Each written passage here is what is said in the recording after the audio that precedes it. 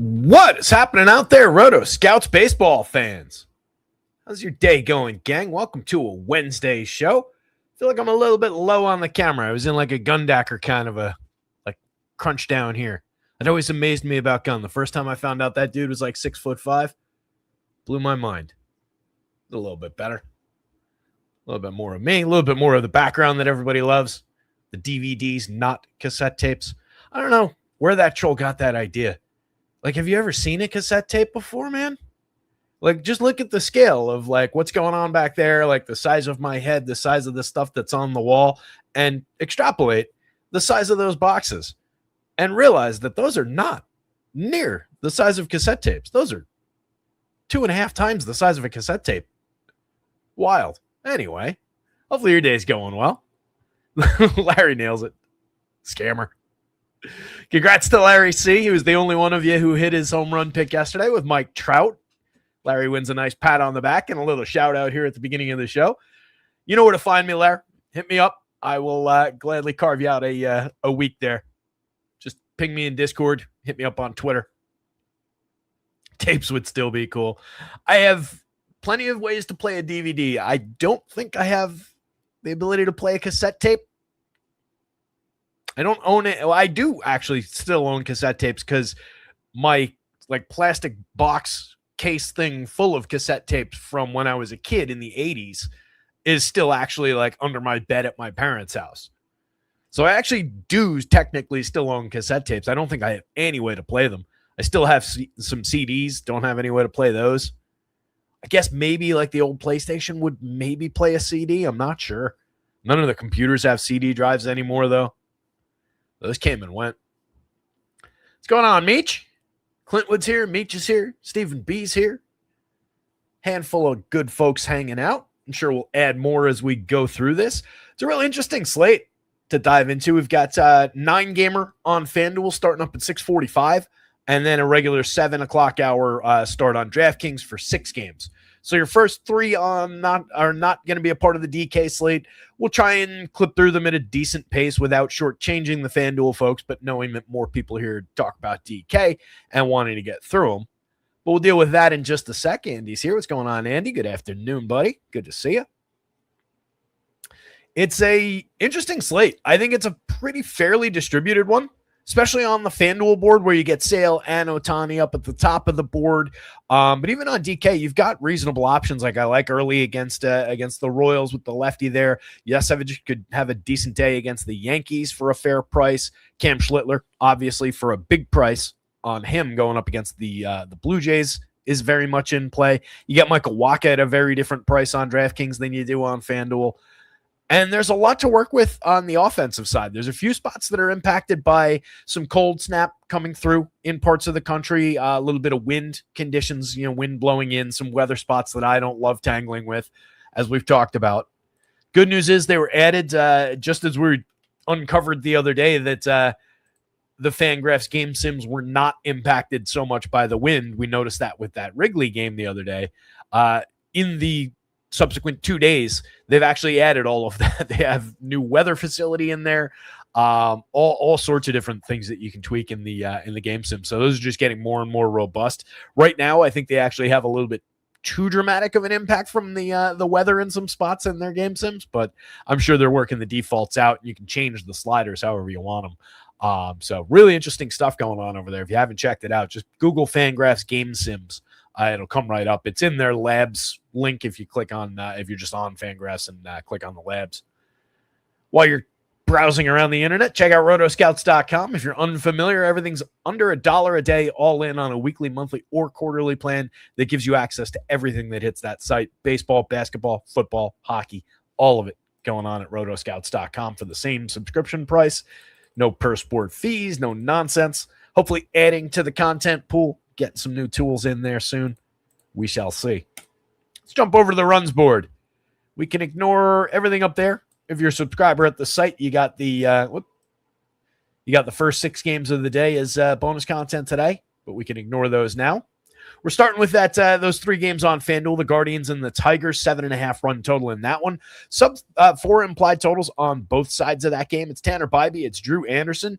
Anderson stretched out, making a full start here. He went 4 in bulk relief on the 15th, so kind of his turn in the rotation now. I would expect 5 innings of meh, okay-ish kind of pitching. I don't know that we end up using him. We'll give him a look at least, but particularly since it's FanDuel only, probably not. If you're playing that 2-gamer or 3-gamer, if they've got it set up, even I didn't even look if they have a little 3-gamer for the 6 o'clock games on DK. But as a 2-pitcher play, maybe he'd be more on the board. Bybee, definitely interesting enough against a free-swinging Tigers squad. Good enough to shut them down. He's had a couple decent starts in a row, gave up 3 earned runs in his most recent one, 4 earned runs going back 3 starts. That one was a little bit short, a little bit messy, but he's had some good outings recently, including a 9 strikeout game against the Twins the other day, has that kind of upside, but also not the safest guy in the world, and that is a hard-hitting Tigers team when they're going right. The Braves at the Marlins is where we get Chris Sale off the top of the board, looking pretty dominant, checking the Marlins down to a 3.20 implied total. Sale, every bit the ace of the slate. Jensen Junk going for the Marlins, another one of these guys who rates out tremendously across pitching and location plus, decent above average stuff. The stuff is a little bit lacking in comparison to his location plus, his pitching plus numbers. We talked about it a few starts back. He went out 5 1/3 that day, struck out 6 against Philly, allowed 1 earned run, and then followed that with 2 starts, 4 earned runs over 6 against the Nats, and then melted down for 7 earned runs on 10 hits over 5 2/3 against the Rays in his most recent outing. A lot of up and down with that pitcher. On a good day, you maybe could sneak him through the Braves, find some strikeout along the way. I don't love that spot on a deep enough pitching slate, though. Braves got Ronald Acuna back at the top of the lineup. It's just a pretty complete Braves team right now that I don't really feel like tangling with. But I do think Junk is good enough to put up an okay start here. Wouldn't knock me out of my chair if he had a good day. But Sale is obviously the talking point there. The Mets pulling one of the best stack rankings of the day, some of the biggest numbers in the home run model, et cetera, just looking good in all things. They're going up against Zach Littell, who's just been scuffling his way through the season. And then it's Zach Thornton on the other side for the Mets making his debut. 24-year-old lefty, some decent numbers through some starts in the minors. Appears to be more of a control command pitcher overall, but had some success at least with strikeouts coming up through the system. So we'll give him a look. Going up against a Nationals team that rates out pretty well. They're pulling a 4.83 implied total, though. 5.29 to lead the entire slate on the other side for the Mets. I feel like we're just leaning bats. The Nats were a top 5 team on the board as well. Trey Yesavage against Cam Schlittler is a really interesting one for pitching in the Bronx. We know that Yankee Stadium can help offense. It's another 90-something degree day here. The wind is blowing out at about 10 miles an hour toward right field. So you've got a nice target with that short porch and right for a lot of these bats. Big-time home run upside in this game. You've got the Blue Jays in at just 3.52 implied, but I think they've got a little bit more juice on that, just with a few fly balls potentially getting at a Yankee Stadium tonight. Not that Schlittler's bad for letting home runs fly out of the park. He's not. He's been fantastic this year. On the Yankee side, a little bit more obvious upside for home runs. You got some of these guys rating out pretty tremendously. You want to target the lefties, but you've also got the big right-handed bats in that lineup that can, put one out in any ballpark, but could also just, lazy fly ball the opposite, to the opposite field, could get into the seats on a day like today. So keep that in mind as you're evaluating the Yanks. They look pretty decent at that total anyway, but Trey Yesavage is very, very good. So we got to keep that in mind. 6 strikeout game over 6 innings in his most recent start. He's made 4 starts so far, gotten basically fully stretched out though. Now that he's back in action in a regular turn in the rotation, looks very playable. And if you can exploit the downside with all the swing and miss that can be in the Yankees lineup on the wrong day, he could have a successful DFS day. So I think that's a 4 cornersy kind of a spot. Probably the Blue Jays bats are the lowest end. The Red Sox and the Royals, kind of intrigued by the idea of Connolly early. I mentioned him yesterday when we were talking about whoever was pitching for the Sox yesterday, Ranger, I think. Just liking the idea of the lefties against Kansas City. Early has been kind of rounding into form as well over his last 2 starts anyway have been good. Had a 5-inning bumpy one there, but the 3-4 starts prior to that one were also pretty effective. Found the strikeout stuff a little bit more in the last 2, looking a little bit more like the version of Connolly early that we saw last year. lined up to have an effective day. The Royals at just a 3.91 implied total. His Red Sox not doing him much in terms of finding the win help for him, though. They're going up against Waka, who's been pitching by and large pretty well, works deep into ball games, good run limiter, middle of the board kind of a strikeout guy. 4 to 6 strikeouts I think would be the expectation in most of his outings, and not a ton of strikeout upside in this matchup specifically, but he's got the Red Sox down at a 3.67 implied total. He looks entirely usable, and that at least throws a little bit of a monkey wrench in around the win with Conley early. Brewers and the Cubbies, another big win spot in Wrigley. It's blowing the wrong way for bats today. That should lend some support to Kyle Harrison and Edward Cabrera on the mound. Harrison for the Brewers, Cabrera for the Cubbies. 6.5 run total, very low implied totals on both sides because of those weather conditions. I hate that. I think I hate this more than when the wind is blowing in or blowing out to support bats, because then it's more obvious. Even in these conditions, a couple balls through the infield, there's guys on base. Guy doubles instead of hitting a home run, but it still scores 3 of the runs that would have gotten in anyway. I don't know. I don't love these scenarios with the weather, but it's having a big impact on that run total. Those are 2 good pitchers. Harrison's been pitching very well, finding a lot of strikeouts throughout the season. Cabrera can be a little bit more up and down, but is good when he's on form. Again, the weather should definitely help here. 7.5 run total in St. Louis, another spot, not the friendliest of hitting conditions. I ended up taking the home run pick out of this game just because I like the matchup for the player against the pitcher, but the conditions a little cool out there and the wind is blowing in, so working against everybody in that game. Carmen Mlodzinski on the mound for the Pirates. Very good at keeping the ball in the yard. Mediocre pitcher overall, not a big-time strikeout guy outside of one outlier, 10 strikeout day, 3 starts back. Gave up 5 earned runs to the Reds in that game, though, so it's kind of a wash DFS-wise. I don't think we're getting a big strikeout opportunity, but we do have the chance for him to suppress any kind of run creation for the Cards, suppress their power. 3.89 implied total at least puts him on the board and checks any interest in the Cards at least a little bit. Michael McGreevy going back the other way, kind of the same thing. He's been pretty good. He's not as adept at keeping the ball down, keeping the ball in the yard, but he's been pitching well. He's gone exactly 6 innings in each of his last 4 starts. Strikeouts can come and go a little bit. He's got 36 strikeouts in 51 1/3, so not a big-time strikeout pitcher, sub 20% strikeout rate there as well, and does allow a little bit of premium contact. That's, again, what I was intrigued by with the Pirates, and it's just not a great day for home run picks. I didn't want to go to any of the 3 games that weren't on the DraftKings slate, so that limited me to the final 6. I didn't want to go to the Yankees.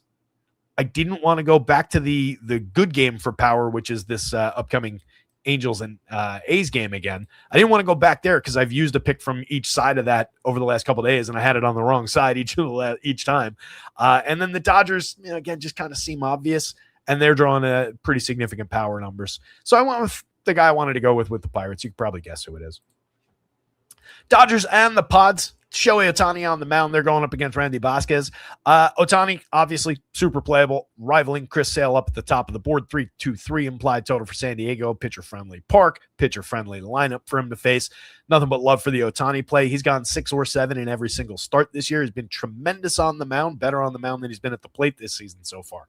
And then Vasquez is pitching effectively. I just don't love the idea of tangling with this Dodgers lineup with Randy Vasquez in my pocket, but 4.36 implied total. He's having a bit of an impact there. 7.5 runs for the game overall. That is a light total for the Dodgers, but they were showing major upside through game sims. They're showing plenty of upside through my model here. They're like 3rd, 4th on the stacks board. They're not crushing it at the top because we've got some, go-to options, but they still do look pretty playable, and that team could just unload on Vasquez even without Shohei in the batting order. And we wrap things up with, again, decent home run target for all the numbers, my numbers, the game sims, et cetera, et cetera. Aaron Savali against Jack Kachanowicz. Kachanowicz gave up 3 home runs in a meltdown in his last start. He's given up 6 earned runs in each of his last 2.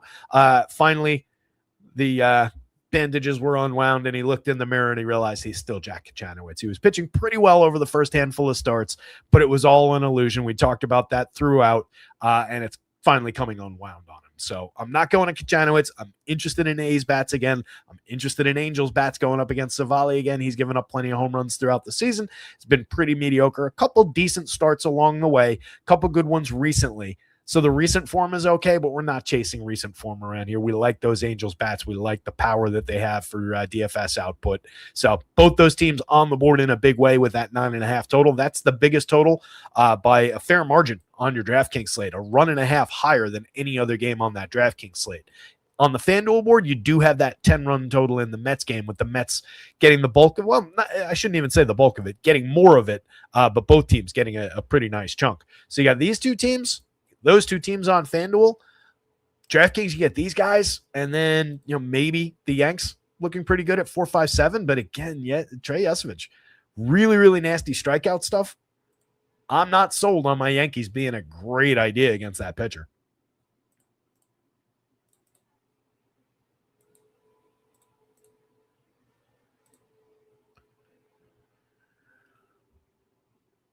Larry C. reminding me more weather in the New York area. Yeah, let me pull up the full weather board so we can just talk it through real quick, because there are some wrinkles.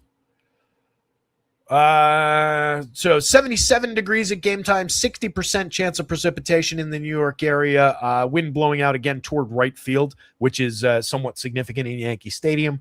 Roth has that as orange. Line of storm moves in, hangs around the city. Very high chance of delay or delays, and a legit chance of postponement. So that's actually him. That's him kind of putting I'm concerned about this flag on that game a little bit more emphatically than he normally does. So I would at least keep I almost went for the cheesy pun and said keep a weather eye on that game, but we won't do that. I'd keep a close watch on that game. The Mets and the Nats have storms in the area, and I would also throw into the mix for that 6:45 game that the Nats tend to be a little bit reactionary. They're one of the more quick on the draw teams to postpone a game, especially against the division rival, especially again, the Mets are right up the highway here, so not all that difficult to make that one up. So keep an eye on that. Roth has that as orange as well. Those are your rain concerns. And then cool night, wind blowing in Kansas City at 8 miles an hour. Very cool night out in Chicago at Wrigley, 50 degrees and an 18-mile-an-hour wind blowing in from left toward home plate. So, again, that is just impactful. And then just the St. Louis game, 66. The wind is blowing in, but it's lighter. It's just 5-mile-an-hour type wind, 66 degrees. Not bad conditions. That's why I was okay with going to the home run pick there. It wasn't something that I'm really going to sweat or change anything for. Where like that Wrigley Field wind, you have to kind of get in there and put your thumb on the scale a little bit. So those are the real concerning spots. But again, some impact from some temps in those Midwest games. Some impact, obviously, from wind, and some rain to watch in the early games.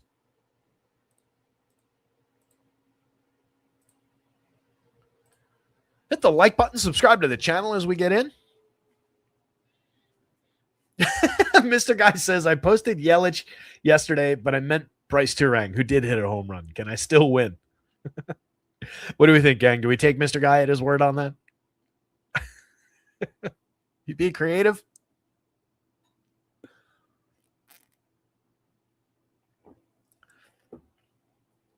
Mr. Guy, if you promise me that that's actually true, and if you actually want to pick up a free week and check things out behind the scenes, hit me up. I got no issues carving you out a week. I like Christian Yelich as a pick anyway. I saw that one come through. Top reward on FanDuel, Chris Sale. 11.5, well worth it. Dominant projection. Upside into the 50-point range, FanDuel scoring and beyond. As long as we're getting our win, our quality start, no reason to expect that we wouldn't with his bats going up against Jansen Junk, who, again, does have decent ability to pitch, but it doesn't get all the pieces put together all that often. So I like the Braves upside. Ronnie Acuna back in the lineup. I like Sale's upside for a win. 6+ is usually in the cards for Chris Sale as well. Plenty of strikeout potential there. Otani on both slates, 11-1, 11,000. Rivals Sale, they're projected almost identically. Major upside for 6-7 innings, quality start, tons of strikeouts, even against a lower strikeout team like San Diego. It's just not an issue for Shohei. So fire away with either of those guys. Then you do have a decision point on Cam Schlittler, especially on FanDuel, where he's 11-3 in between those two guys. Projects out quite a bit lower. There's a full 5 points of median projection there. 10-7 on DraftKings, he's just your clear-cut second best option on that slate. So if you're skipping around Shohei Ohtani, you're going pretty significantly and aggressively to Cam Schlittler, I think. Everybody else is cheap to middle, 8,500, 8,700 on Kyle Harrison. Trey Yesevich, it's 85. And then everybody else cheap. So I do think there's plenty of opportunity to play either Ohtani or Schlittler. You're probably not getting them both without going mega discount. Maybe there's a lane to do that through. Trying to think of what cheap teams we could possibly put together to get to that. It's probably too much on the mound with some of the hitting conditions, to be honest, because you're really restricting yourself to the bottom of any lineups if you could even do it. But there's plenty to put them together with. I think there's room for either of the 2 5-figure guys and one of the $8,000 pitchers for sure. I really like the idea of Connolly early at just 7,000 on DraftKings. That should afford you a lot in terms of grabbing one of the big time pitchers and some good bats.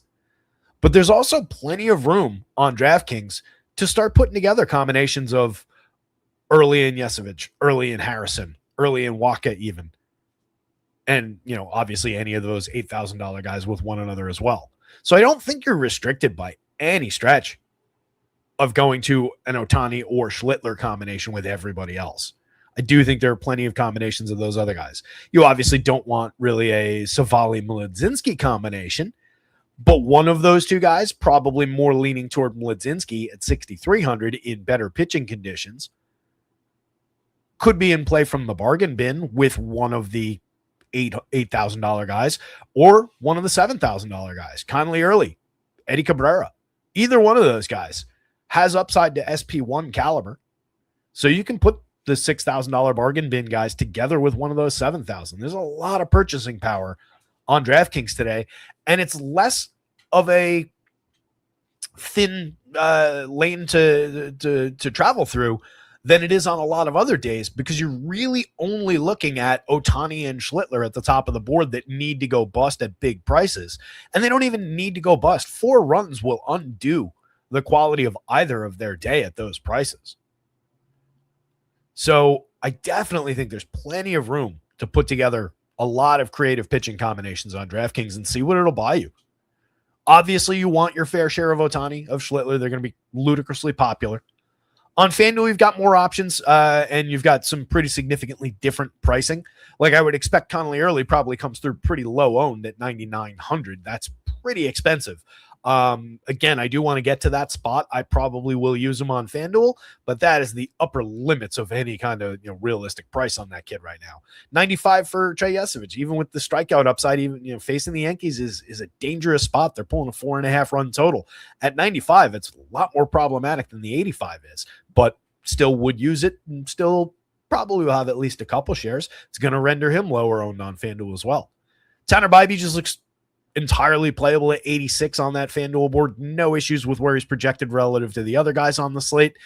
Not the same upside, I would say, as Sale, Ohtani, and Schlittler, but certainly the same upside as the other guys on the board and beyond. Waka at 10-6 feels a little. See, Joker didn't like that one. Joker knows. He heard Waka at 10-6 and just melted his brain. Kind of like mine.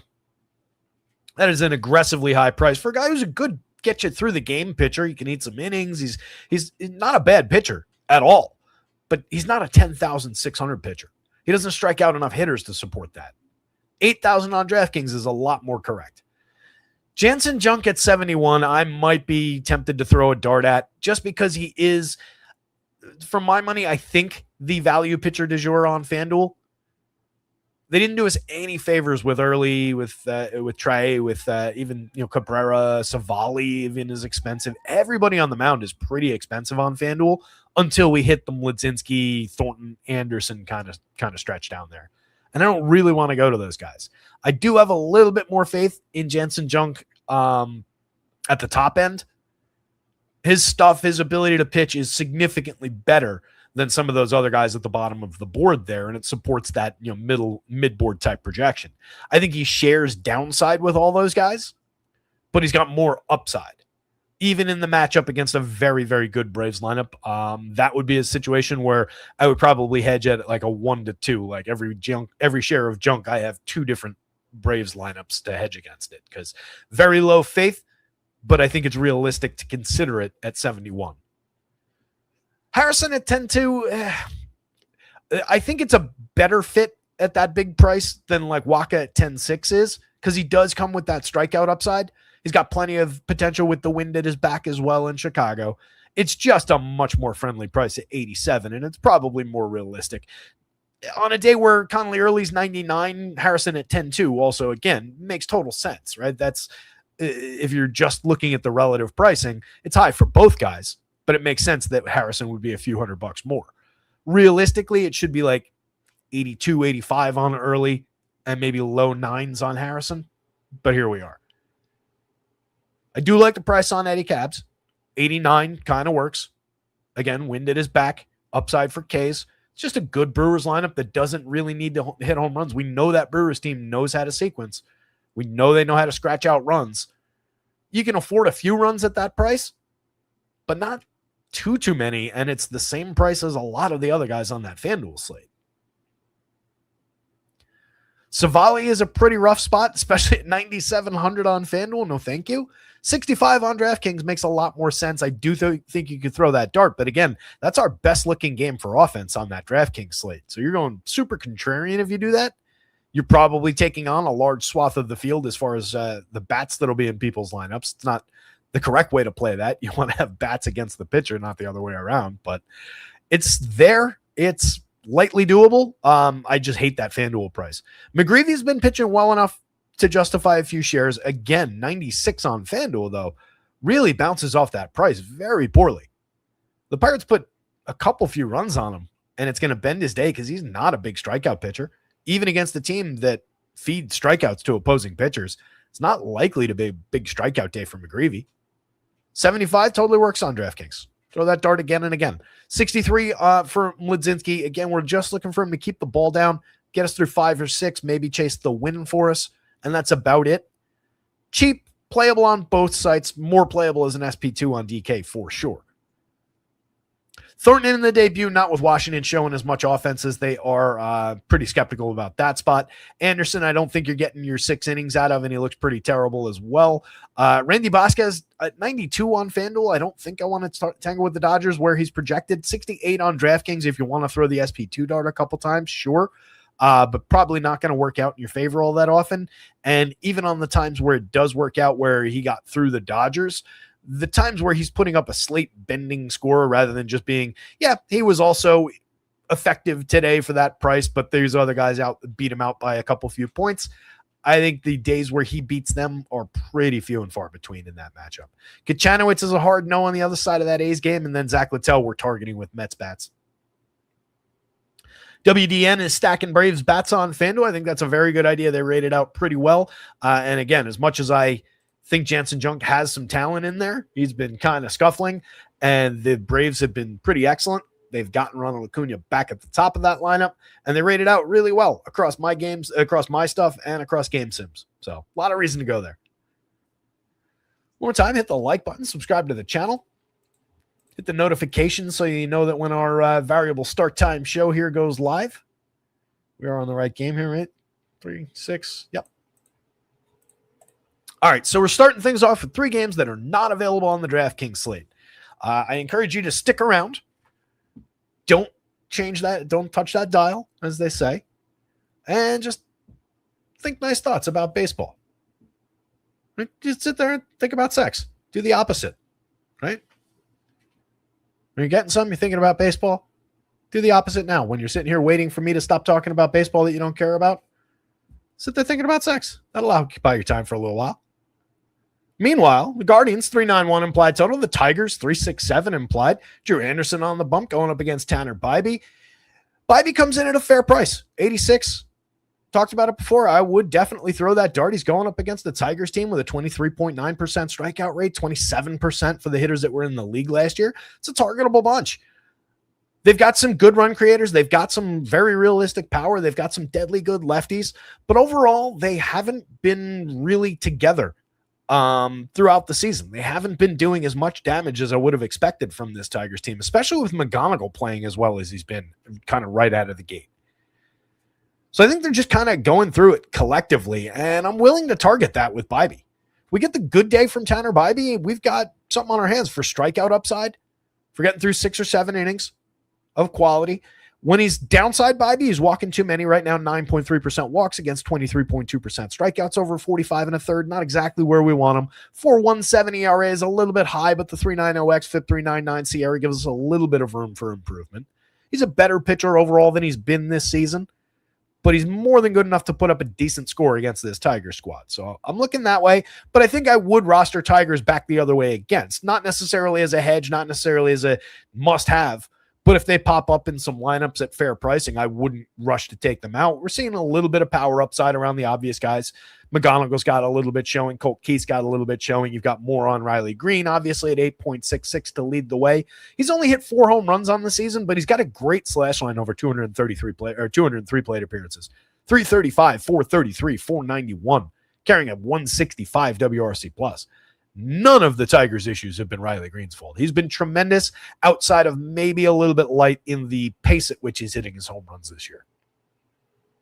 Colt Keith making good, not great contact. It's come down quite a bit from the start of the season and certainly from where he finished last year. Still holding down a strong slash line, though, at 291, 331, 351. A 94 WRC plus is concerning. So are the weighted on base numbers. And he hasn't hit for power despite when he was driving the ball earlier in the year. Still no home runs on the season. But effective enough if he's setting the table in the leadoff role. It's a different role than we thought he might have up at the top here. But he's entirely playable across multiple positions for a cheap price. McGonigal at 34, entirely fine. You get third base eligibility on him, which is nice. You can go Colt Keith at second, him at third, leave shortstop open for a big shortstop. Not a bad play, but McGonigal can fill shortstop adequately. He's had a very strong start to the career, 132 WRC plus. Down the lineup, it's a little bit of a compromised version of the Tigers lineup. Probably feeds a little upside toward Bibee with Matt Vierling, Gage Workman, Zach McKinstry, Hao-Yu Lee, Jake Rogers. It's not the best group. There's plenty of strikeout going through those guys. There's plenty of upside for Bibee to succeed. Only McKinstry in 24 plate appearances is even at league average for WRC plus. So that's a light bottom, essentially bottom half of the lineup. I skipped over Dylan Dingler, by the way. More a DraftKings play when he's a cheap catcher over there. 3,000 on FanDuel. You take or leave him. Does hit the ball squarely. 13% barrel, 48% hard hit, 8 home runs on the season. Doesn't do a whole heck of a lot else, but a productive enough player that if you're going to Tigers, you probably include him on a day where their lineup is pretty short, restricted up there. McKinstry, mix and match kind of a guy across multiple positions. These other guys are pretty forgettable down lineup. On the Guardian side, going up against Anderson, who is pitched mostly in relief, found some strikeouts, or entirely in relief over 23 innings, but a 4-inning stint his last time out. Found some strikeouts, but they've come with a lot of walk. Found some inflated ERA, but the xFIP, the SIERA underlying are a little bit better. Stretching out to be a full-time starter, though. I think we're just looking to target him with some Guardians bats, if anything, from this game. Mediocre totals as far as the home run model goes. Just a 3.91 implied total because this Guardians offense has been pretty lackluster throughout the season. We can take shares of Jose Ramirez out of the 2 spot, 8.61 in the home run model for 3,800. Fills third base with a great bat. He's already stolen 20 bags on the season. Getting on at a 367 clip is ridiculous. 8 home runs. The average is lighter than you would want, but creating runs, 385 xWOB under the 348 actual. He's Jose Ramirez, perfectly fine to pay for him. Ana Martinez in the leadoff spot was overperforming to start the season. That's where the 9 home runs come from. 9 homers, 8 stolen bases. That's unrealistic to expect that to continue. He's already only at a 309 on base. Still creating some runs. There's playability there, but he's not an overly desirable guy. If you go to him, I would say second base is probably where you want him. You leave room in the outfield for Chase DeLauder at 31. DeLauder has been a little bit, hot and cold. 7 home runs. Most of them came pretty early in the season. 268, 354, 470. Is getting on base consistently. Is driving the ball at least somewhat effectively. 6.8% barrel, 40.4% hard hit are okay. But a 201 ISO means he's finding the extra base hits to go with those 7 home runs he hit early. He's putting a lot in play because he doesn't really strike out much. 10.6% strikeout rate is elite. Rhys Hoskins has power upside, 6.99 in the home run model. Sub Mendoza, but a 353 on base. He's drawing a 20% walk rate so far over 133 plate appearances. 3 true outcomes type hitter, but a lighter end version of that than what he might look like with that big of a walk rate. Last year it was 11%, year before 10.3. The contact is fairly real. The home runs have been fairly light, honestly, at just 4. Daniel Schneemann has the same total of home runs and a slightly better slash line, 108 WRC plus for him. David Fry is a little bit of a mixer, little bit of power from time to time, 9.1% barrel last year. So far this year, pretty mediocre, over 78 plate appearances, does have 3 homers on the board. Stephen Kwan, you're just looking for him to hit for average, get on base a couple times ahead of Patty Bailey and Brian Rocchio, who are here for defense. So it's basically a 7-man lineup, and within those 7 guys, like 2.5 of them are desirable bats. Really not a great opening game here. I think Tanner Bybee's probably your best piece, followed by Guardians bats, followed by Tigers bats, and Drew Anderson bringing up the bottom. Here's those Braves, 4.40 implied total for them, just 3.20 on the other side for the Marlins because they're going up against Chris Sale, who is utterly elite in anything I can mention over here. Just take my word for it or read the numbers for yourselves. I'm going to save a little time on that. Here's what I mean about Jansen Junk. Utterly elite location plus and pitching plus numbers. Just a little smidge above average via stuff plus. But you can make that work. He has made that work a few times this year. He has not made that work as effectively in his 2 most recent starts. 7 earned runs in the last one over 5 2/3 against the Rays. Only 4 strikeouts, 3 walks, 2 homers allowed. 4 earned runs on 7 hits to the Nationals over 6 innings. Struck out 6 in that one at least, walked 2, gave up a homer. But we're chasing the game that he had against Philly. That was 5 1/3 of 1-run ball, struck out 6, walked 0. The 1 run came on a solo homer. He faced the Dodgers the start before that and shut them out with only 3 hits over 6 innings. If struck out 4 and walked 1, we would absolutely take that start here. Those 2 starts, though, against Philly, against LA. That's why I have plenty of faith in the idea that for 7,100, Jansen Junk could come out and put up a 25, 30-point day against a team even as good as the Braves. So I wouldn't write him off. Overall for the season, he's at a 3.25 ERA, a 3.92 xFIP, 4.07 Sierra. That's including the bad starts recently. So there's plenty of good in there. 18.2% strikeout rate, I think, kind of reflects the inability to miss bats, the light, slightly above average stuff, just an 8.3% swinging strike rate. If you could ever start missing bats in addition to these features, he would take a major, major leap. But the strikeout to walk rate is just fine. There's no problem there. Moderate contact. The hard hit is a little aggressive. The exit velo is right on the threshold, but he's not problematic for home run power. Limited launch angle, limited barrels available. These Braves can hit home runs against anybody. And you can see Ronnie Acuna at an 11.3, Matty Olson at 9.19. No Austin Riley in the lineup today, but you do have Mikey Harris, Ozzie Albies, both having resurgent seasons and hitting for power this year. So it's still a very threatening line. Oh, there's Austin Riley. He's buried down lineup. I missed him. 8.58. He was up this way in the projected. That's why I didn't see him. Hiding down lineup for some ongoing struggles. He's hit 7 home runs now on the season. Austin Riley still making good contact, but not the elite contact he's made in seasons past. Striking out around the same, walking around the same. He's just kind of been scuffling. This year, last year, the power was down, but the numbers were at least okay. The year before, the power was down. The numbers were meh.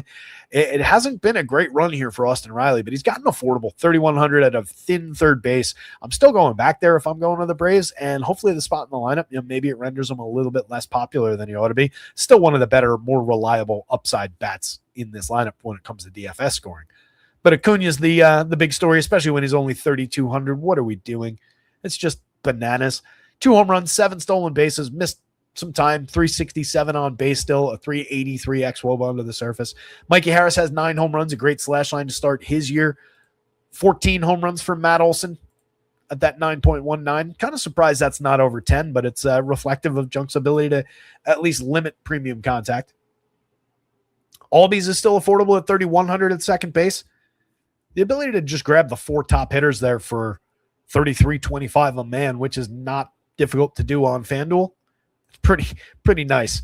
Dom Smith has been hitting the ball very effectively this year. 330, 356, 489 with 4 home runs. We saw the early power surge, but Dom Smith more here to hit for average, get on base, put the ball in play pretty frequently. He's been squaring it up nicely, though. 4.2% barrel last year, up to 8.6 in the small sample this year. 35.5% hard hit, up to 42%.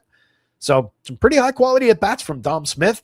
370 weighted on base with a 378 expected underneath, 135 WRC plus, one of the better marks on the team.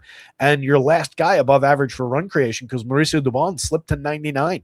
You get to 82 with Austin Riley, Mike Yastrzemski at 80, and then a -4 over 11 plate appearances on Sandy Leon, who's just here to catch the ball.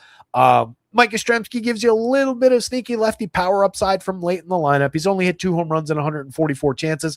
Been pretty thin as far as successes this year for Yaz, but a playable piece at 2,600 if you just want to fill out an outfield spot to round off a Brave stack. This easily goes Chris Sale, Braves bats, Jansen Junk, and then Marlins bats. If you're taking shots at Chris Sale with the Marlins, get Xavier Edwards into your life. Low strikeout guy who can also draw a walk, put the ball in play, and just beat it to first base a couple times. That's what you're looking for against Chris Sale, literally just scratching out a few runs. It is not a good spot. He's excellent at limiting power. These Marlins don't have all that many big-time bats, especially against a premium lefty. Otto Lopez is just a mix and match level talent who's overperformed the first 204 plate appearances of his season pretty dramatically. 384 weighted on base with a 336 expected under it. Even if he was at the 336, I'd probably be saying he was overperforming his actual talent. Heriberto Hernandez has a little bit of pop from the right side. You can see that reflected in the 4.81 in the home run model. He's at the dead min, which would make him a priority if you're choosing to target Chris Sale. As a throw-in to any lineup that doesn't have Chris Sale, just as a min-price mixer when you're not using Sale on the mound as a one-off, you could – I struggle to say you could do worse because, one, he's not a very reliable hitter. 173, 280, 235 over 93 plate appearances. So you're going to get a lot of zeros on top of the fact that he's facing Chris Sale just against the average pitcher. You're going to get a lot of 0 days for that. So it's probably not even a great idea in that sense, but it is there at min price, hitting third with plenty of plate appearance upside. If the Marlins happen to get to Chris Sale, that min price probably becomes at least somewhat impactful on the slate. Connor Norby, mix and match talent. Esteury Ruiz, just fast. Leo Jimenez, mix and match. Chris Morel would be the other sneaky 2,300 across 3 positions. Sneaky bat for power. Excellent bat speed. Has done nothing with 49 plate appearances. It's been like 3 years since we've seen any kind of quality out of Chris Morel. But the ability to drive the ball is still there. So we're not going to Marlins anyway, but if you do, I would include Morel.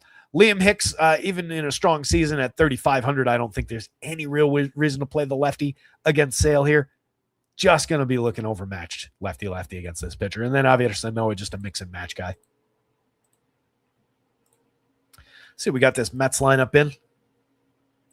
Again, the Mets looking pretty great because Zach Littell looks pretty terrible.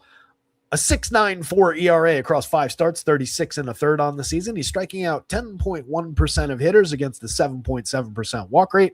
5.49 Sierra, 5.68 xFIP, 1.60 whip. Way too many guys on base. And he's given up premium contact and power and home runs. 12.3% barrels, alarmingly beyond the threshold.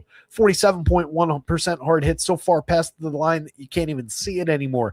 93.2 miles an hour of exit velo takes the ball into the stratosphere. He's allowing an 8.33% home run rate in these 5 starts. That's more than double the rate at which we get alarmed. Everything about this spot says target Zach Littell with Mets bats. 5.29 implied total. Highest on the entire slate across all 9 games. Highest individual implied team total on the entire slate across all 9 games. True story. 18 in the home run model for Mr. Soto. If this game had been on both sides, it probably would have taken somebody from the Mets for the home run pick today. Some pretty robust numbers in there, including Soto, including Mark Vientos, who we like a lot around here at 11.52. Vientos is an underrated bat. 6 home runs on the season, just 239, 278, 415. But look at the contact he makes and has made across seasons. This is a guy who hits the ball exceedingly hard. He's improved His strikeout rate so far this year, it's down by 5 points, and that's significant when you look back in time at where he was a couple seasons ago, 30+%. Hasn't improved anything on the walk rate, but at least that means we're getting very well struck balls in play pretty frequently. His success will come and go as, the ball, depending on where the ball lands. And a lot of that is reflected right there. A 305, 15 points below league average WOBA, but a 357 expected, way, way above league average. So that's an underappreciated premium bat in the heart of this lineup going up against a target of a pitcher. Do not sleep on Mark Vientos at just 27. I'm sure he'll get popular. He's not entirely a secret. He's been hitting fairly well over the last few weeks. So people will go there, cleanup hitter against this pitcher. It's fairly obvious, and he's cheap. But I just want to put emphasis on how good he potentially is. MJ Melendez is also interesting. 2,400 in your outfield. Lefty bat to throw into the mix. He's got 2 home runs in his 69 plate appearances this year. A deadly bad 278 xWOBA under the 341 actual in the small sample. But what we're looking at is just the premium contact upside. He's always had that. There's way too much strikeout in his game under normal circumstances. He's not walking 11.5% of the time. It's typically in the low to mid single digits for MJ, which is a big part of his problem. Maybe he's improved that in not playing last season and so on and so forth. But I think we could just target the power upside. 8.95 in the home run model tells you a little something. He's very affordable at 24. All these Mets are pretty affordable. Brett Baty, another lefty who makes very good contact and has over time. 3 home runs, a pretty bad slash line. That's pretty true of most of these Mets. But you can definitely get some Brett Baty in there. He plays 4 positions on FanDuel, 2,700. Easy to reach. Marcus Semion's mostly dead and has been overall 192 plate appearances, but at least he's playing every day. 230, 283, 322. Maybe they shouldn't have him playing every day. AJ Ewing has been really good since coming up 32 plate appearances ago. 292, 452, 500 start to his career. Home run, 2 stolen bases. Kid stole 70-something bases last year in the minors. Elite base stealer, elite speed. Already priced at kind of a premium at 3,300, but justifiably so. You can see the projection right there. One of the highest projected players on the team. A little bit of power, plenty of speed. I like the upside just fine. Hayden Sanger's just a mix and match catcher at the bottom. Carson Benj at the beginning of the lineup kind of pulled things together recently. Back up to 265, 321, 368, 3 home runs, 8 stolen bases now, right at league average, 100 WRC plus. If they could get anything out of Bo Bichette, they might actually get this team in gear. 224, 277, 332, 5 home runs. Still sticking in the second spot. That should belong to Juan Soto, but this is how they built the lineup. It's what we'll deal with. That just renders Bichette incredibly playable in my mind. He's got third base eligibility to go with the $2,700 price. All the struggles are already baked into that price. He'll be less popular than he ought to be because of his struggles. I think you're just taking him against Littell here and moving on with your day. He's a crucial, crucial part of the Mets stack. Any of their success in the long term is going to ride on Bo Bichette being good. So definitely think we go to him if we're rostering Mets. Going the other way, Zach Thornton, 24-year-old lefty, stands 6'3", 170 pounds per Fangraphs. Born in 2002. Ridiculous. As I said at the beginning of the show, looks a little bit more in the profile anyway, like a control command pitcher, but did find some success with strikeout in the minor leagues. So I don't want to take it off the table for him. Mid-20s to upper 20s strikeout rate in most of the stops against a fair to low walk rate. So not bad strikeout minus walk numbers. Reasonable numbers for runs. So far this year in 7 starts, in 5 at AA, 2 at AAA, 37 total innings, had a 3.16 ERA, but a 4.16 xFIP. Had a 26.5% strikeout rate, 7.9% walk. The 24-year-old over 5 starts at AA doesn't mix in great, but he was just fine when he got the promotion in the 2 starts up at AAA. Did great at AA last year. 10 starts, 52 innings as a 23-year-old. Pitched to a 2.60 ERA, 2.87 xFIP. Had a 27% strikeout against 4.6% walk. So they're not rolling For example, Zach Littell out there on the Mets side. I don't know that the kid's necessarily what I would call good, and I don't love the 4.83 implied total on the other side. Remember, there's rain in the area as well. Who knows what that does if they have to stop and start? Does the kid even come back out after throwing a few innings? It's also just a good run-scoring team on the other side. 13 home runs on the board for James Wood. Big-time threat, getting on base at a 399 clip. We're not going to worry about any kind of lefty-lefty with him. 429 xWOBA under that 401 actual. 157 WRC plus. Decent righty bat in Curtis Mead, hitting second. 4 home runs, 3 stolen bases. What we like about Mead, good table setter right now. 368 on base. He's walking 15.8% of the time, barely striking out, 14.9% strikeout rate. And he's putting the ball in play pretty effectively. 9.1% barrel, 46.8% hard hit. Curtis Mead finally getting not entirely regular plate appearances with this team, but more regular than what he was getting in his brief cups of coffee at other stops in his short major league career. Finally kind of paying off the prospect pedigree. 213 ISO, 133 WRC plus. He's been downright good. Gets shots against lefties pretty frequently. Andres Chaparro, really interesting bat. Plenty of premium contact upside so far this year in 10 plate appearances. You can see it. But in a few more plate appearances last year, had an 11.1% barrel. That only hit 1 home run last year, though. 73 plate appearances. Hit 4 in 132 chances back in 2024. Has more significant power upside than we've seen in those totals, and the ability to drive the ball that we've seen. Let me get some minor league numbers up here. Come on.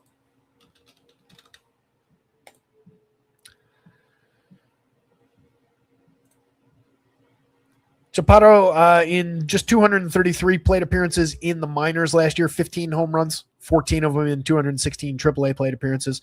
Hit 23 homers in 2024 across multiple stops at AAA with the Yankees, Nationals, and Diamondbacks. Most of that came with the Diamondbacks, though. 414 AAA plate appearances, 19 home runs there. I'm sorry, the Yankees was the season before in 2023. A full season of AAA, 601 plate appearances that season, had 25 home runs and 4 stolen bases for the Yankees system. Now 27 years old, definitely more of a quad A player than anything else.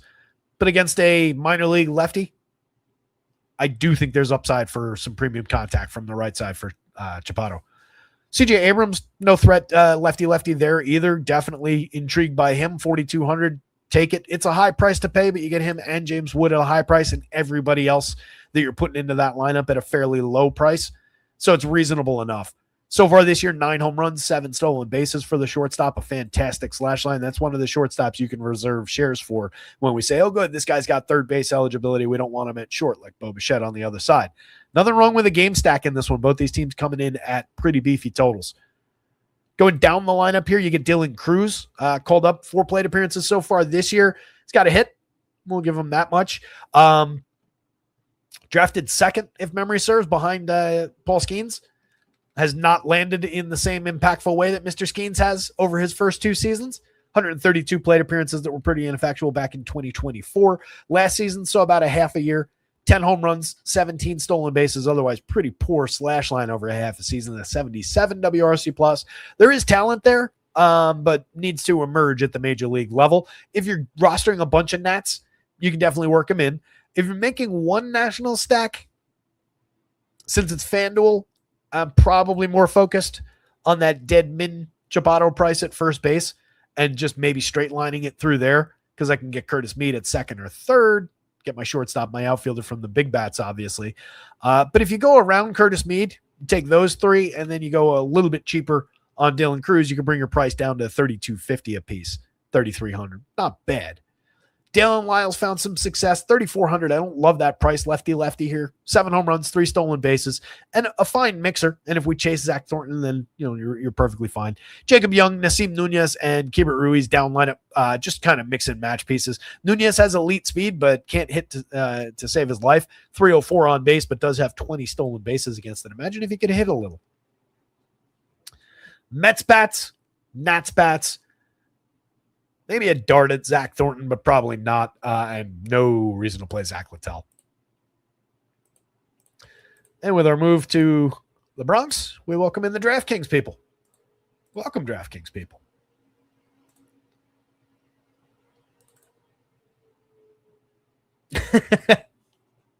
Larry said, looking for an NC-17 rating on the show. Yeah, you guys can stop thinking about sex now. It's back to baseball for you DraftKings folks.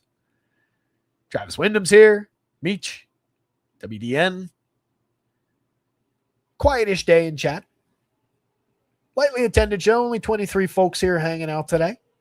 Fewer than in recent days. Let me hit the grab lineups button. I'm doing well on views and likes and so on and so forth. Appreciate that, you guys. If you find yourself in conversation with somebody about where you get your DFS info, feel free to share. We're always looking to grow the channel, grow the website. The more people we get in the door, the more we can actually end up doing behind the scenes. So don't keep it a secret. Spread that word. Hit that like button, subscribe to the channel. After the show, if you get a chance, come back, leave a comment on the video. The like combined with a comment really drives the algorithm, apparently. We'll run another one. Larry hit his pick yesterday. It's debatable about whether, was that WDN? Hit his? Or no, that was Mr. Guy. Debatable about whether Mr. Guy hit his. But for today, instead of a home run pick, in the comments section, jump in there and tell me which pitcher not named Chris Sale or Shohei Ohtani is going to strike out 8 or more hitters. 7 or more. Let's make it 7 or more. Fair? I think that's more fair for a board like today. Oops. You've got one really obvious choice there, and then a lot of questionable ones. I don't want to see everybody and their brother picking Cam Schlittler. I took these two guys out of the mix. Which guy from Cam Schlittler down? Should I take Schlittler off the board too? I won't. If you pick Schlittler, you need 8. Everybody else, 7. How about that? It's got to go in the comments. If you get it right, get you a week. Schlittler needs 8. Everybody else needs 7. Sale and Ohtani off the board. Blue Jays 3-5-2 implied. My Yankees 4-5-8 going the other way. Trey Yesovich is very, very good. Missing bats in his 3 starts at a 14% clip. Coming back, looking kind of like what he was last year in 3 starts, 15.5% swinging strike rate. He's punched out a few more hitters in the tiny sample from this year. If you remember how he was missing bats down the stretch and into the postseason last year, you know what we're talking about. 95 is entirely fair on FanDuel, considering that 6 innings are in the cards. 85 works even better on DK. Plenty of strikeout upside in this Yankees lineup, 22.8% for this collection of hitters, 23% last year, 24% for the same group. So there is the upside for an unexpected day from Trey Yesovich to keep the Yankees a little bit more suppressed than that Vegas total might suggest. I think his ability to keep the ball in the yard kind of shows, for one, through these just outrageously good contact numbers in 3 starts. 19.4% hard hit, 85.8 miles an hour of exit velo, 85.8. 5.6% barrel so far. It's on a fly ball trajectory, but it's hardly mattered. What you can throw into the mix there, though, is fly balls from the Yankees versus fly balls from a lot of other teams, not entirely created equal, and the Yankee Stadium thing with the wind blowing out toward right field, not entirely safe for those fly balls, even if they're not particularly well struck. So a little bit of where does the rubber meet the road there as far as Yesovich's ability to keep the ball in the park, but I would in no way be surprised by seeing this kid go 6. Maybe he gives up a 2-run home run to somebody, and that's about it. Racks up 7, 8 strikeouts. Becomes the answer to that question. Would not surprise me at all. Travis Wyndham as what was the question? My coworkers were talking to me. Lousy coworkers bringing up work stuff when you're trying to listen to fantasy baseball during the workday. The question that goes into the comments after the show, where you need to leave your answer. Which pitcher's not named? Larry got it. Yeah. No Ohtani, no Sale. Cam Schlittler, you need 8. Anybody else, 7+. And it's more than, right? So I did say you need 8. So we'll call it a push is a win. 7 is a win. 8 is a win. I'm giving it away at 7. I think I said more than initially. Should I make it more than? 7 is easy. Free cheese. We'll leave it at 7.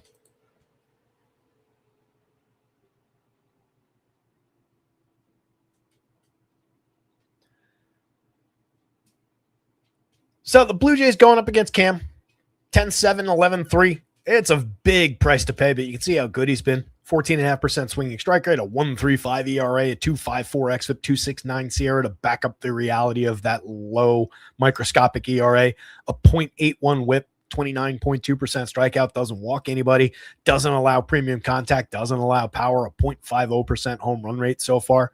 Just outrageously good.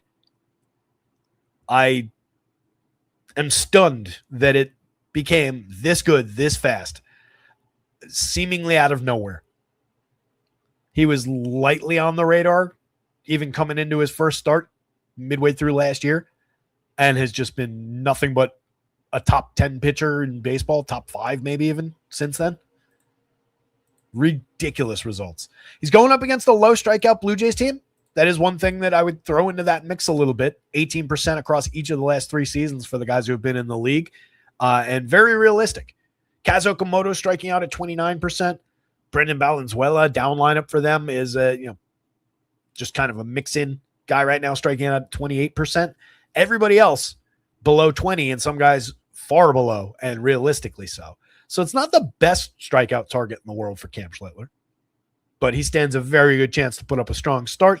Part of the difference between his projection and Sale Ohtani at the top of the board is the Blue Jays' ability to limit strikeout. But the win is in play. The quality start is easily in play. Lot to work with Schlittler. Going to Blue Jays bats against, it's not the craziest idea. People will have Schlittler in lineups, so you could target a little bit of ownership, a little bit of popularity around a guy that maybe people will think they're getting creative by going to him instead of Sale or Ohtani. And you get a team that's going to put some balls in play, a team that's got some lurking power on a good day for hitting in Yankee Stadium. Even with that 3.5 total, there's at least loose playability, and the Blue Jays have gotten awfully cheap. Some of it is around some struggles.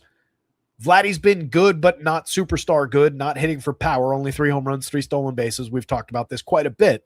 357 xWOBA and still a 111 WRC plus, but just not driving the ball like Vladdy Guerrero typically does.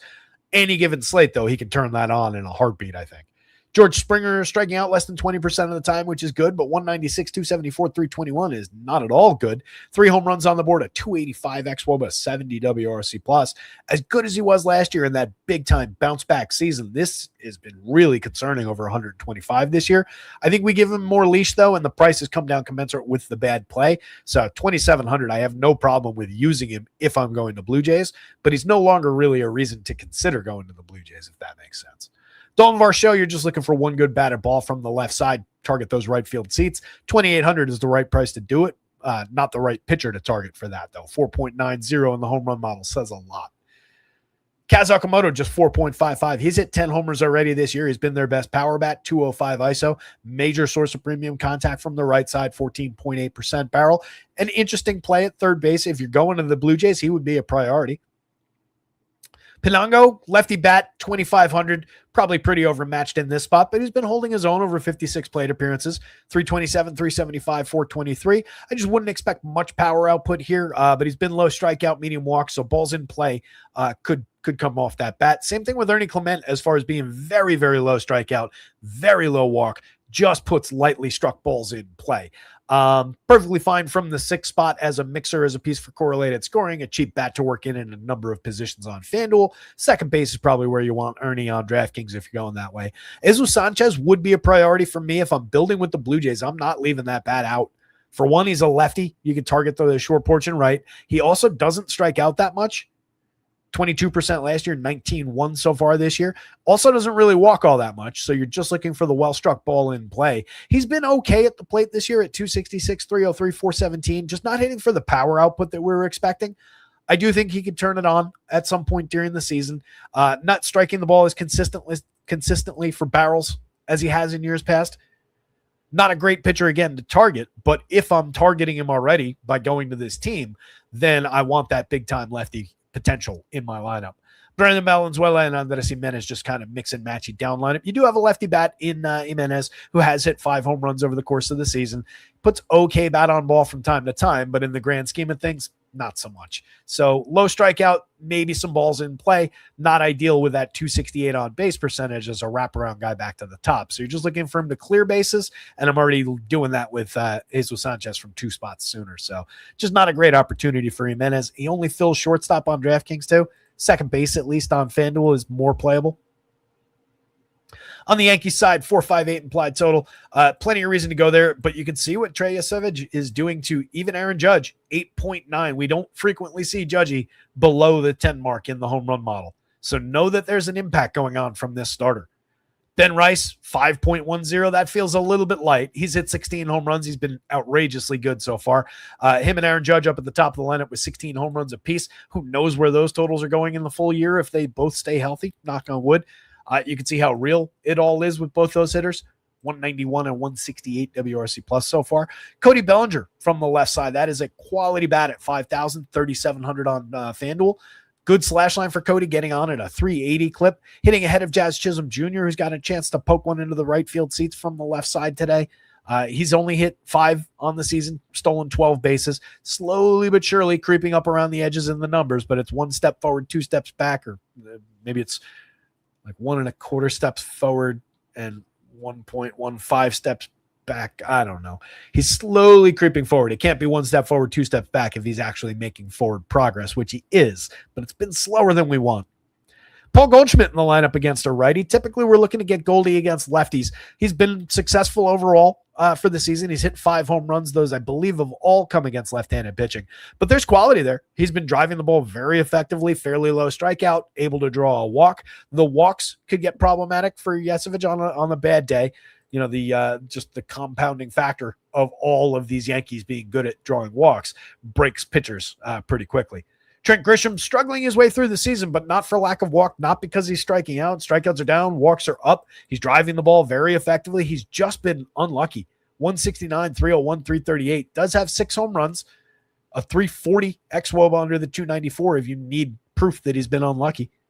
Ryan McMahon, still the ability to crush baseballs when he makes contact. The contact comes and goes. 4 home runs on the season. Sub Mendoza, sub 300 on base isn't good, but we're just looking for that one good premium piece of premium contact from a cheap third baseman from the left side.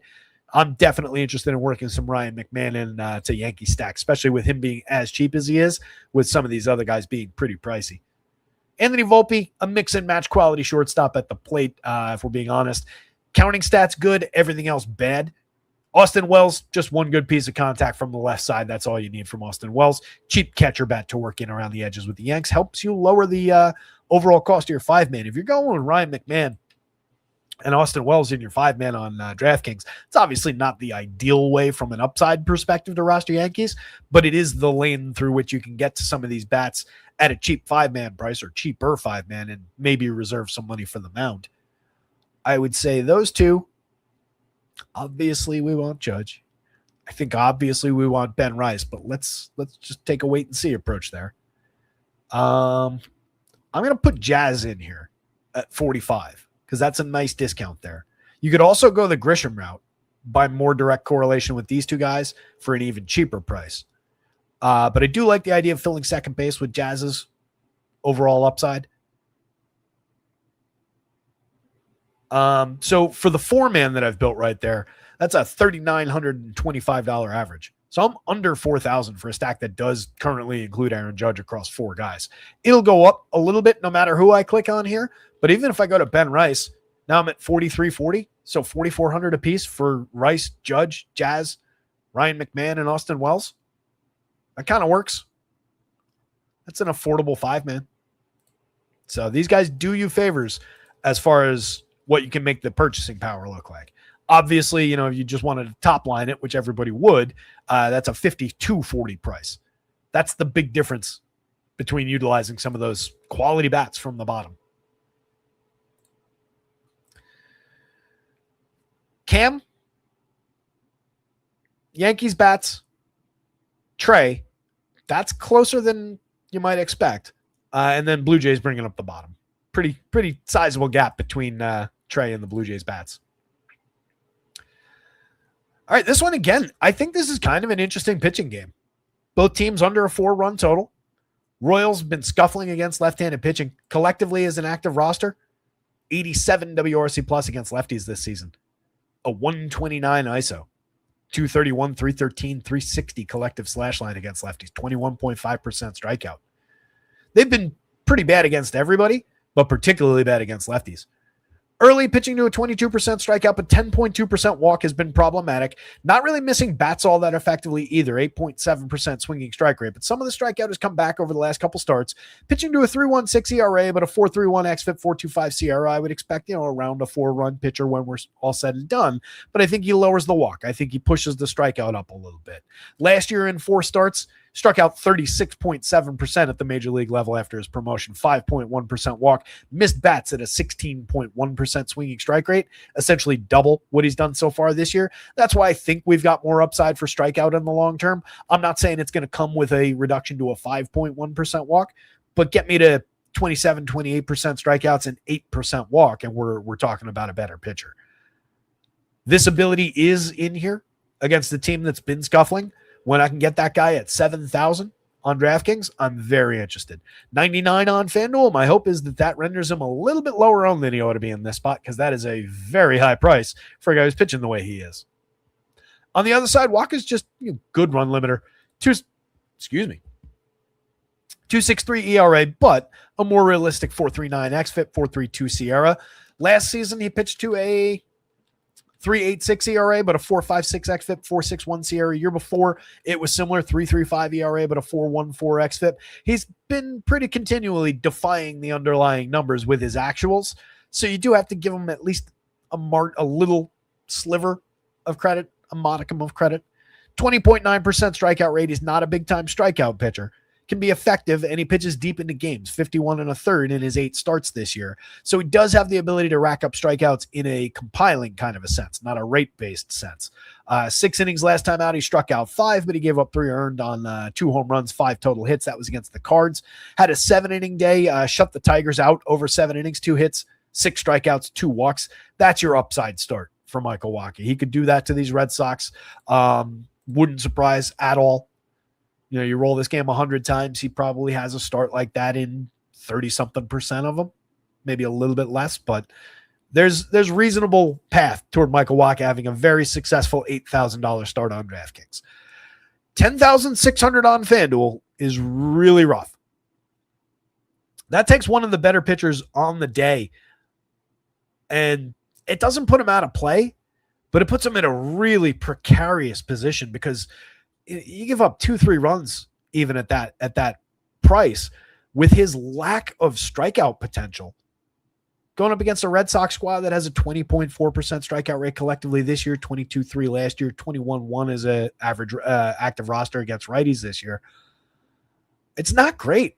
If he gives up a couple runs, he doesn't really have the upside to make that back, unless it's gave up 3 runs in the first and then found some strikeout along the way while pitching 7-8 innings and booking the quality start because he didn't give up anything else the rest of the way and finding the win on top of it. Then maybe you're getting to a 10-6, but that 10-6 still has to beat 3 excellent pitchers who are all better than him with much more strikeout upside. It's just really rough to see him getting out beyond all of Sale, Ohtani, and Schlittler.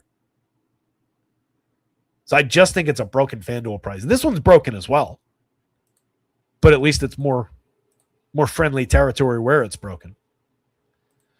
Bats I do think are in play. Wouldn't shock if the Red Sox had a solid 5-6 run type day against Wacha. More than that would be a little bit more surprising for this version of the Sox. You get a pretty weak bottom end again. Nick Sogard, nothing special. Marcelo Mayer, there's talent there, but it really hasn't shown through at the major league level in any consistent way. Barreled a few balls, decent hard hit rate in mixed sample last year. It's been kind of lackluster in those departments this year. Carlos Narvaez, not much of a bat. Every now and then we get a barrel out of him. He's got 2 home runs, over 102 plate appearances this year. And then IKF is nothing but a slap hitter. 267, 327, 289 over 50 plate appearances. Mix and match player at the absolute best, but he's the dead mid price. But this does help out Michael Wacha in terms of just carving a path through these guys, getting through this lineup, not turning it back over to the better hitters up at the top all that often. If you're going to the Red Sox, though, you want to obviously be focused among those top 5. Ceddanne Rafael is always good for counting stats. The slash line will come and go, as we talked about yesterday. We've seen stretches like this where he puts up a good average, good on base, and then that craters around still some home runs, some steals, some run scoring. But by the end of the year, we'll probably be looking again at a fairly average WRC plus, if not slightly below. Pretty bad batting average, pretty poor on base, and some counting stats that don't totally jibe with those numbers. Wilson Contreras, good bat at 41, 34 on FanDuel is a little bit pricey, but a perfectly fine guy and probably a linchpin in this lineup if you're choosing to use them to attack Michael Wacha. 8.71 in the home run model on Willier. You better believe that Willier's in my lineup if I'm building anything with the Red Sox today. 6 home runs on the board for him, 201 pretty good plate appearances so far this year. That's just a really good bat, and he's been not quite driving the ball as at such a premium level as he has in years past. So there's a little something more from Willier to come, I think. Yoshida, just a good line drive hitter, get on base, miscast overall in the two spot there. But looking at him in terms of a correlated score ahead of Abreu and Contreras, that's perfectly fine. Jarren Duran, really struggling through the beginning of the season, but a much better player than he's been. 29, 4,000. Any struggles are priced into that against Wacha here. Several high quality lefties up at the top, followed by a couple good righties. Red Sox top end is definitely in play. I would get concerned about that bottom end's ability to turn the lineup back over and really help with big innings, though. I'm always going to at least be intrigued by these big righties against the lefty, even with as much as the Royals have been struggling against left-handed pitching. I'm really interested in Michael Garcia against any lefty. Same thing with Bobby Witt, who's a superstar against anybody. Sal Perez still has major power upside against a kid who's allowing a 12.1% barrel, 90.7 miles an hour of exit velo so far this year. Good as Conley Early could be, we do have to point those things out. That can play well off of Sal's bat. It's just a lower end, bottom 2/3 of this Royals lineup. Collins, Lofton, Marte, Diaz, Isbell. Woof. Some of those guys against a lefty. Woof. Jack Caglianone's the exception, going down the lineup at 33.26. He's been crushing baseballs. 17.7% barrel, 56.3% hard hit. 5 home runs to show for it. Otherwise, 246, 314, 430. Nothing overly special there. An above average 330 weighted on base and a nice 342 expected mark underneath it to show that he underperformance so far overall. That's a really good bat, kind of lurking down there. What's he done against lefties is going to be the question, though.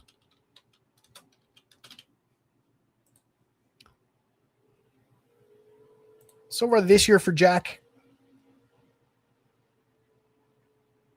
yeah, as I suspected, 34 WRC plus, a 171, 194, 314 slash line against left same-handed pitching. That's over just 36 plate appearances. 1 of his 5 home runs have come in that sample. The other 4 obviously against righties, and a strong 271, 350, 467 slash line against the opposite hand. A 127 WRC plus versus the 34. So this year so far, and I believe, if memory serves, last year as well. Yeah, he basically scuffled his way through last year against both hands. The collective career numbers right now against same-handed pitching, 177, 233, 354 with a 58 WRC plus. Against the opposite hand, 199, 281, 348 with a 74. But we know those numbers are going up based on this year so far. Did hit 3 same-handed home runs last year, so not nothing. But far less reliable against the same hand. So even him, good as he can be, sneaky as he might be on this slate, maybe you throw him into the mix hoping to chase early. Oof, that would have been bad. Chase early toward the beginning of the game. And then you get upside for Caglianone against whatever comes out of the Red Sox bullpen. But it's not great. Maybe it's a 3-man around just the super obvious Royals if you're going in that direction. But I think this one overall leans more pitching. Everybody I named at the bottom of the Royals lineup just kind of mix and match quality. I would say Conley Early, Michael Wacha, Royals bats, Red Sox bats. lightly a four corners game. It's a would play either of the offenses if they came up in a lineup that graded out well, simmed out well, whatever. Wouldn't take them out of the lineup, would play that lineup, but not really rushing to get to either of these offenses kind of a day, where I think the pitchers are definitely more an important part of the slate. Both at problematic prices on FanDuel, as mentioned, though. What are you guys talking about? Where's that chat? I'm telling you, Meech. Whoever made the FanDuel pricing today is drunk as fuck, says Meech. Yep, I'm with you. I'm telling you, I sincerely think, I mentioned it yesterday, I sincerely think that they got sold on somebody's AI and they're like, yeah, we'll let AI either get in the mix or just flat out make the pricing this year. We'll tell it what our algorithm is and how it normally works, and we'll let AI fly with the pricing, because it has been wild this year. It has been FanDuel's usual pricing, which has been great, taken to utter extremes and some inexplicable extremes and some reactionary pricing that they didn't used to do. I am pointing the finger at artificial intelligence right now. No basis for that. Nobody from FanDuel told me they were doing that. Didn't read anything to suggest it, but just my guess. Brewers lineup. Let's see if we got it. Kyle Harrison on the bump. This is the game where we've got all that wind blowing in Chicago. Nice little bump to pitching. Major impact toward home run upside. As mentioned, though, both these teams pretty good at getting on base, pretty good at just creating runs, even without power. So I wouldn't write off the offenses completely. But Harrison's good and has been pitching really well this season. Eddie Cabrera can be good and is pitching okay this season. So a game where I would already, unless the wind was dramatically blowing out, neutral site this game, I'd be at least calling it a four corners game with two interesting pitchers. With the wind blowing in and favoring the pitching as much as it does, I think we have to lean in that direction and favor the pitching. But I wouldn't take these teams out of the player pool by any means. Still plenty of upside for just getting on base and scratching out 6 or 7 runs against either of these pitchers. Harrison at 87, nice price on DK, problematic 10-2 on FanDuel, striking out 30%, missing bats at a 14.2% swinging strike rate, gives us a little bit of hope though. This Cubs team, good at drawing the walk, that could bounce off Harrison a little bit, 8.1% walk rate. It's not a problem by any means. 21.8 strikeout minus walk is spectacular, but it is a little bit inflated, and it's something that they could look to exploit with everybody in the lineup except for PCA drawing a double-digit walk rate so far. That's pretty special. Only one of those is not a triple-digit sample, Miguel Amaya. That's probably an inflated walk rate considering where he's been in the past. Most of these others, not necessarily, and maybe arguably on Dansby, but we've seen Dansby in double digits before. So just a very good team. Again, drawing walks, getting on base, and you've got a lot of that going on over here as well. That's where these teams will find their runs today. But Harrison carves through that just by missing bats. He's been pitching great. 2.09 ERA, 3.10 xFIP, 3.13 Sierra, keeping guys off base. Look at the premium contact numbers, inducing weak and medium contact like crazy. Even the fly balls, not problematic. 14.7 degree average launch, it's fine. 6.3% barrel, just a 1.88% home run. That with all that, entirely believable. On the other side, Eddie Cabrera has given up a little bit more in terms of the premium contact, the power output. But if we're just allowing these guys to drive the ball into the wind and they fall 30 feet short of the wall, that's perfectly fine. That plays in Cabrera's favor. So hopefully that works for him. Just get some lazy fly balls that would have been home runs on a less friendly day. 22.4% strikeout is down a little bit from where he was last year, 25.5 against the 7.7% walk rate last year. But the most important thing for this pitcher is keeping these walks in this territory. That was the major improvement that he made last year, and he's maintained it. At the beginning of the season, it didn't look like he was gonna, but he wrangled it. 2 years back, 12% walks over 20 starts. Was good for strikeout that year, but it mattered a lot less with all those extra guys he was putting on base. I think he, in the long term, probably finds his way back to 24, 25% strikeout. A little bit of potential with some of these Brewers striking out a little bit more than others, but 21.6% overall, 22 last year, 22 the year before that. There's a little bit of potential for some Ks, definitely some potential to limit runs, but they could get on base. They have, even with this 283 and that 302 in there, that is a 9-man on-base percentage of 342. This is a 9-man on-base percentage of 348. So again, both these teams get on base and create runs even when they're not hitting homers. Top of the Brewers with Jackson Chourio back up there. You also have Christian Yelich back in the Brewers lineup, which we talked about yesterday. Just adding major quality upside to that team.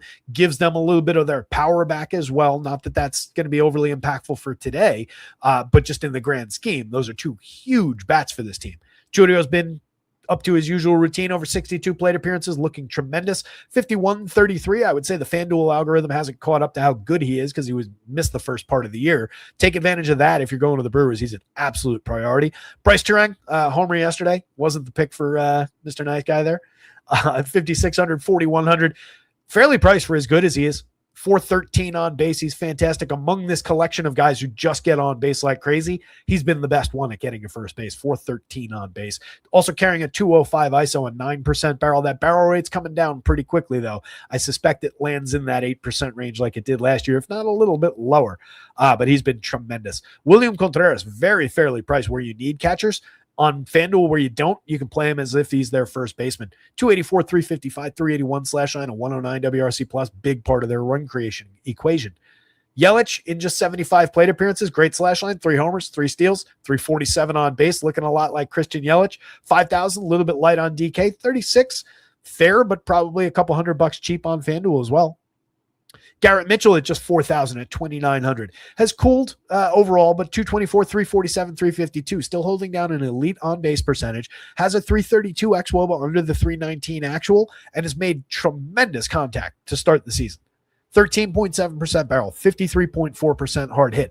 It hasn't turned into anything, hasn't turned into extra base hits, hasn't turned into more than 2 home runs. He strikes out way too much, but he draws a lot of walks. There's a lot of back and forth going on here, but this is the thing I'm most intrigued by. Just those good, cheap batted ball events. But again, in this park with the wind blowing in, that turns a home run into a long fly ball out. Can be a little bit problematic. Jake Bauers has been tremendous, showing off the skill set. 7 homers, 4 steals, getting on base like crazy. That's an excellent lefty bat. But again, conditions are going against bats today. Frelick, Ortiz, Hamilton, mix and match pieces. What you don't want is more than one of those guys in any given lineup. You know, every now and then, if you have 2 of them, it's okay. It's usable, but you're starting to pile up the less than ideal choices. Any one of those guys, though, for a little piece of correlated scoring, for a wraparound play, and most importantly, to fill a position and bring your average cost down, any one of those guys can be effective enough. They all fill some counting stats. None of them is reliable. Sal Frelick, among those guys, is easily the best player. On the Cubby side, Nico Horner, another all-star second baseman, 264, 350, 389. Expensive, but not quite as expensive as Bryce Turang on the other side. They do similar things on the field. 2 interesting players. Alex Bregman's cheap at 3,900 at a key third base position, 29 on FanDuel.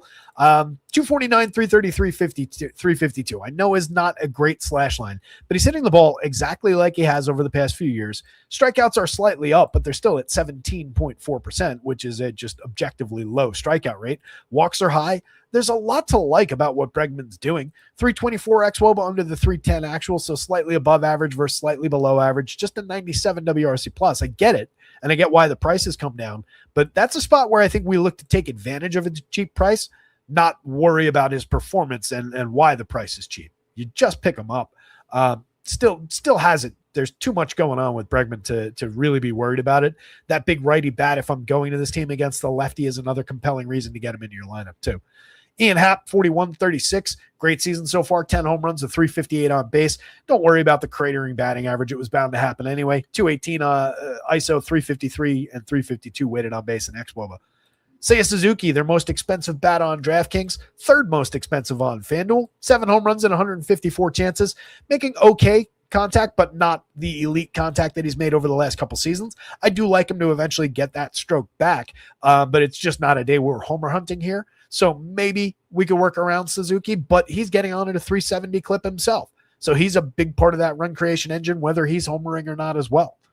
Carson Kelly, affordable catcher from the right side, solid mixer, 8.6% barrel this year, 9.6 last year, carrying a strong slash line right now that's probably unrealistic to expect to last, but he's a capable enough bat for a very fair price.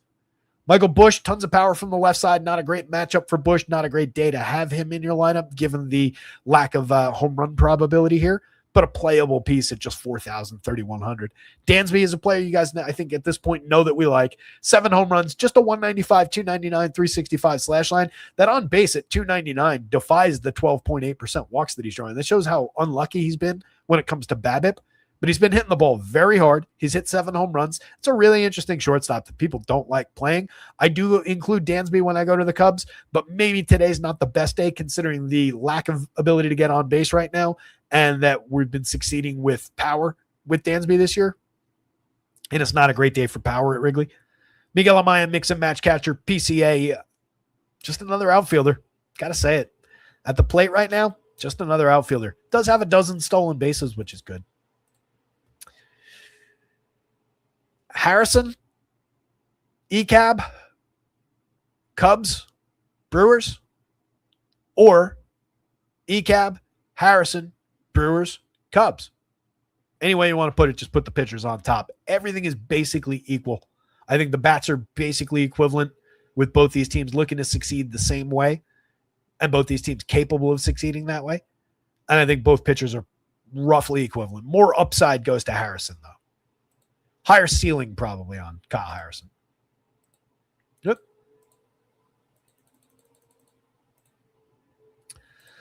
Three to go. Home run pick of the day comes out of this game, despite lackluster conditions.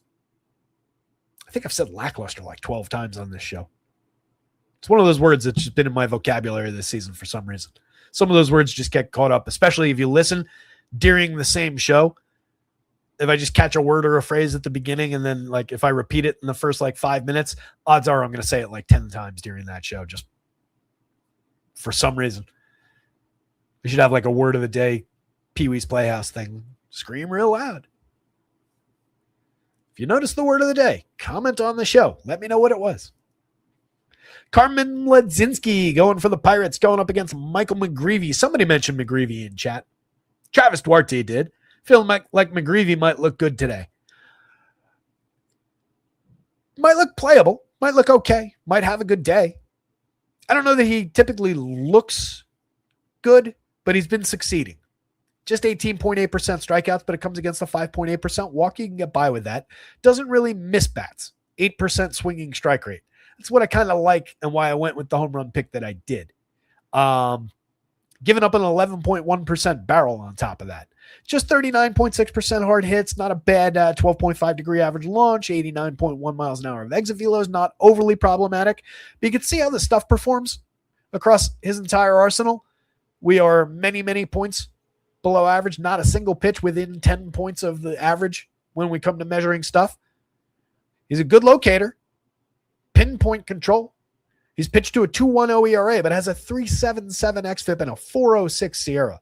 Those are the much more accurate indicators of who you really are, what you really should be doing as far as runs. This is just results. This includes defense, et cetera, et cetera.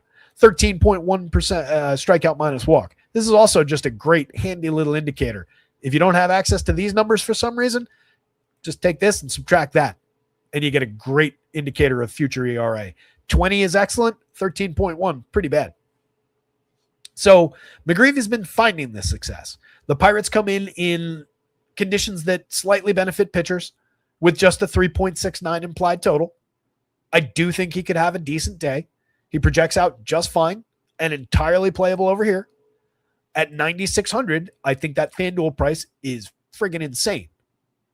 That is just way too much for a guy who doesn't really strike people out. Now, it's not the 10,000 whatever that we saw in Michael Wacha. I think he was 10.6, a full 1,000 more. But this is a guy that in any previous season would have been a $7,900, $8,200 FanDuel pitcher. There's no justification whatsoever in making Michael McGreevy a $9,600 FanDuel pitcher today. There are plenty of strikeouts available in the Pirates lineup. He might have an upside day for him for strikeouts today. But he also might give up a few key pieces of premium contact while not missing bats, which he does not do, to some of the major bats who make fantastic contact in this lineup. Even Brian Reynolds makes good contact. Andy Rodriguez hiding down there in 11 plate appearances, made pretty good contact. Had a 44.7% hard hit last year. I'm not a buyer on McGreevy at the FanDuel price. I would be a fairly strong buyer on McGreevy at the DraftKings price. Mlodzinski, I don't think works that way. On DraftKings, perfectly fine at 6,300. You could throw a few darts at just getting through 5-6 innings, limiting run scoring. He's technically striking out more at 21.8% so far this year.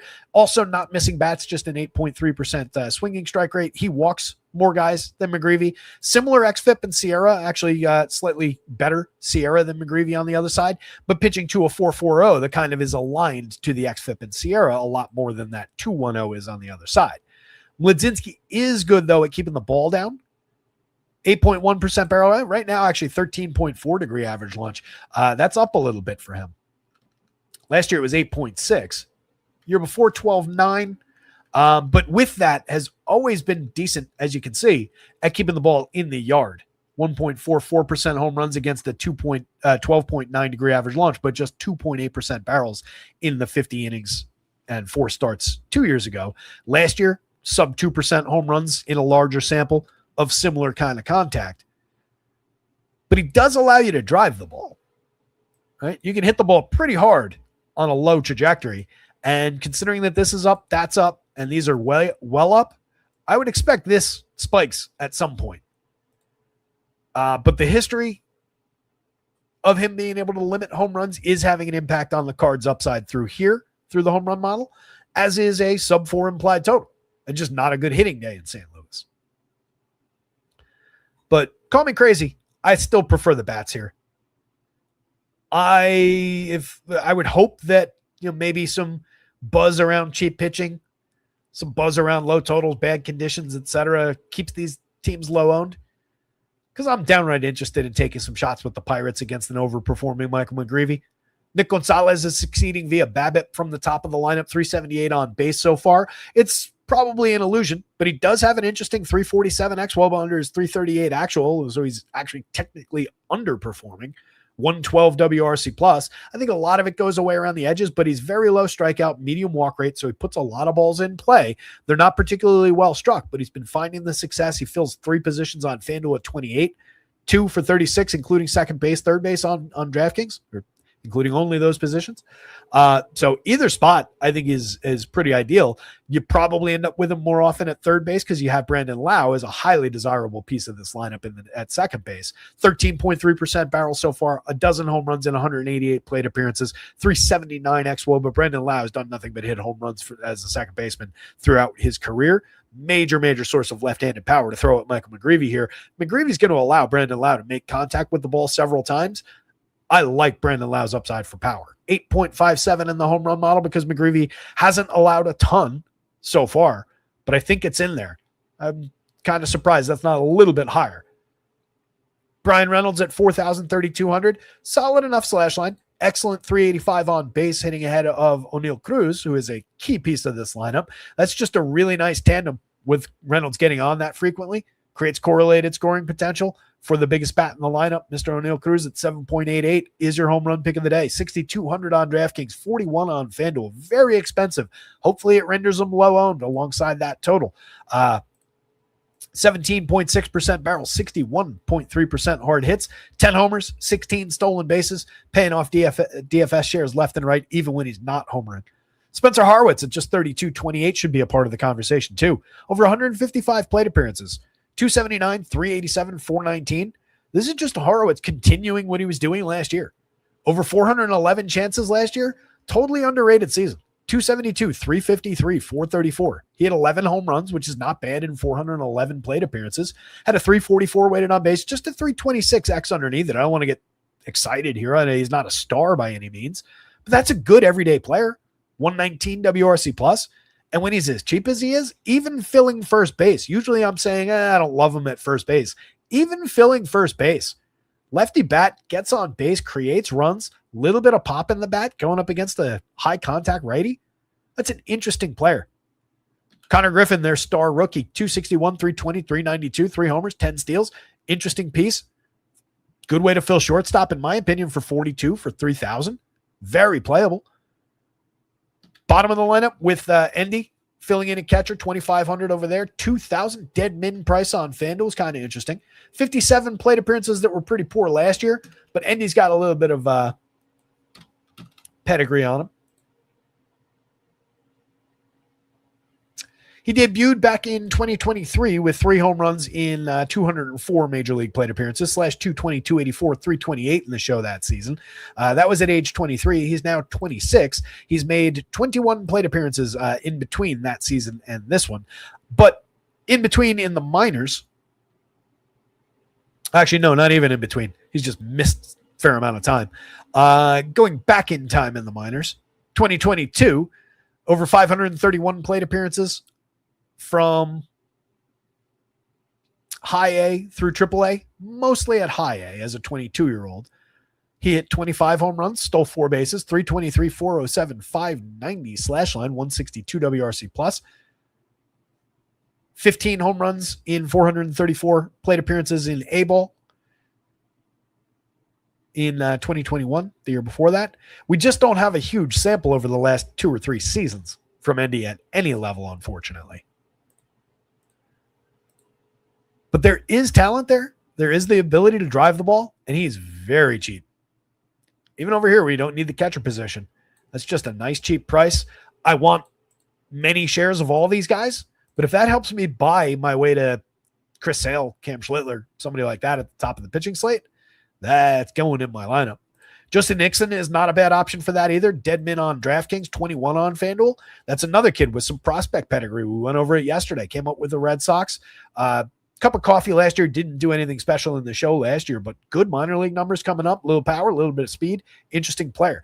Jake Mangum is more a quad A type guy. We've seen him succeed a little bit last year with the Rays. This year as a Pirate, mix and match piece, 250, 329, 276. He does have 5 stolen bases, but this is who he is. 280, 280 across the weighted on base categories, 73 WRC plus, 34, 25. He's inoffensively priced, but honestly, when the other guys are at 2,000 and 2,500 around him, I'm much more intrigued by those guys.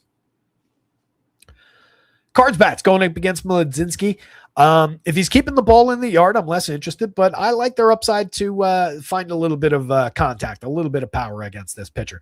3.89 implied total. JJ Weatherholt's interesting. 49.35 fair pricing in the middle infield. Love the second base positioning on DraftKings.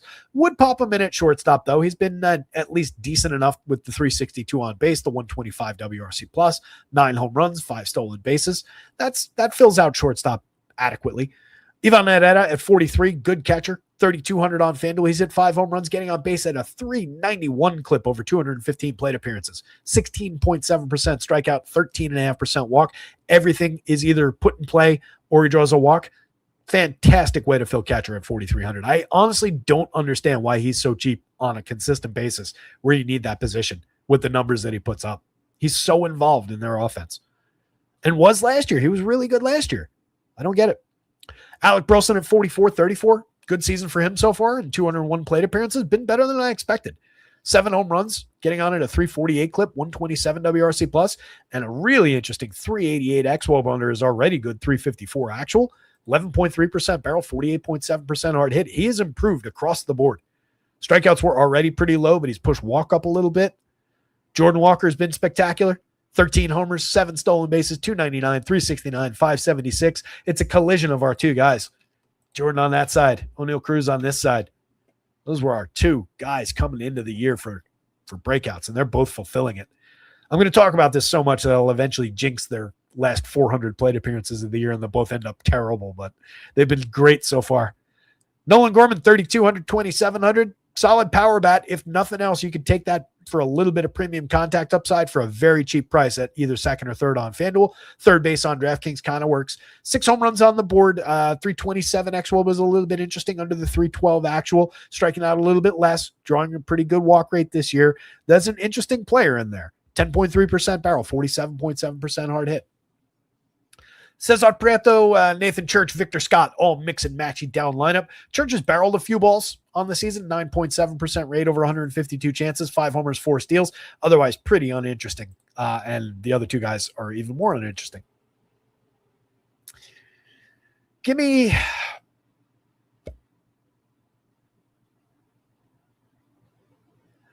Cardinals bats, Pirates bats, even though O'Neal Cruz was the home run pick of the day. But I'm going bats, and then probably McGreevy over Kerman Mlodzinski. Both pitchers more useful on the DraftKings slate as just cheapo SP2 darts. McGreevy on FanDuel, problematic at 96. Mlodzinski, not a ton of FanDuel upside, even at the 74. This is great. We've got all these lineups. 5:30. FanDuel slate starts in an hour 15. We'll have plenty of time for lineup building. DraftKings, you'll have probably all your lineups in by the time we need to build. Ohtani is in the Dodgers lineup. So obviously you do not get Shohei Ohtani at the plate, but that's a bump to Dodgers bats in general. Just having him there, driving run creation, doing his thing at the plate. Up and down as maybe his season has been at the plate. Still carrying a 272, 399, 473 slash line, a 142 WRC plus, 7 home runs, 6 stolen bases, crushing baseballs. It's still Shohei Ohtani. You take him on the mound as aggressively as possible against the Padres team with a 3.23 implied total. There are strikeouts in this lineup this year, 23.2% in a fair sample for most of these guys. Last year, same collection of hitters, 19.7. Year before, 20%. So that's gone up, but it's believable that it's gone up, and he's great at finding him. 29.2% on a 14.4% swinging strike rate so far this year, 22.81 strikeout minus walk. It's been absolutely filthy. 0.82 ERA, a 304 xFIP, 294 Sierra are the more realistic numbers. Somewhere along the way, he's going to have 5-6 run games to push the actual ERA up toward those numbers. But this is just microscopic right now. And again, having him in the lineup, you don't get to roster him for DFS, but it drives all these guys for additional upside. And all these guys come in at fair pricing. The coloring is going to be deceptive with everybody in the conditional formatting working against that 11-1. That's why they're all yellow. But there are affordable enough prices. Nobody's egregiously priced. And on DraftKings, they are actually fairly cheap. 53 on Pajes is fine. 52 on Kyle Tucker is fine. Everybody else below that, not bad. Randy Vasquez pitching over his head.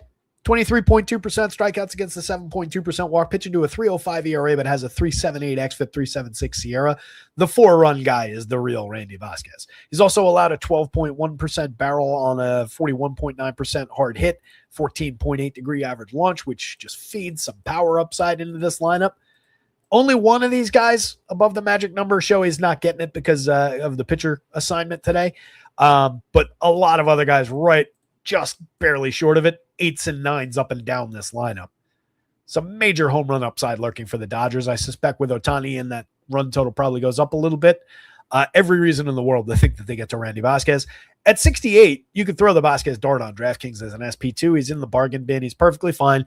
One of the better options as far as his talent level or his level of success currently, maybe is the better way to say that.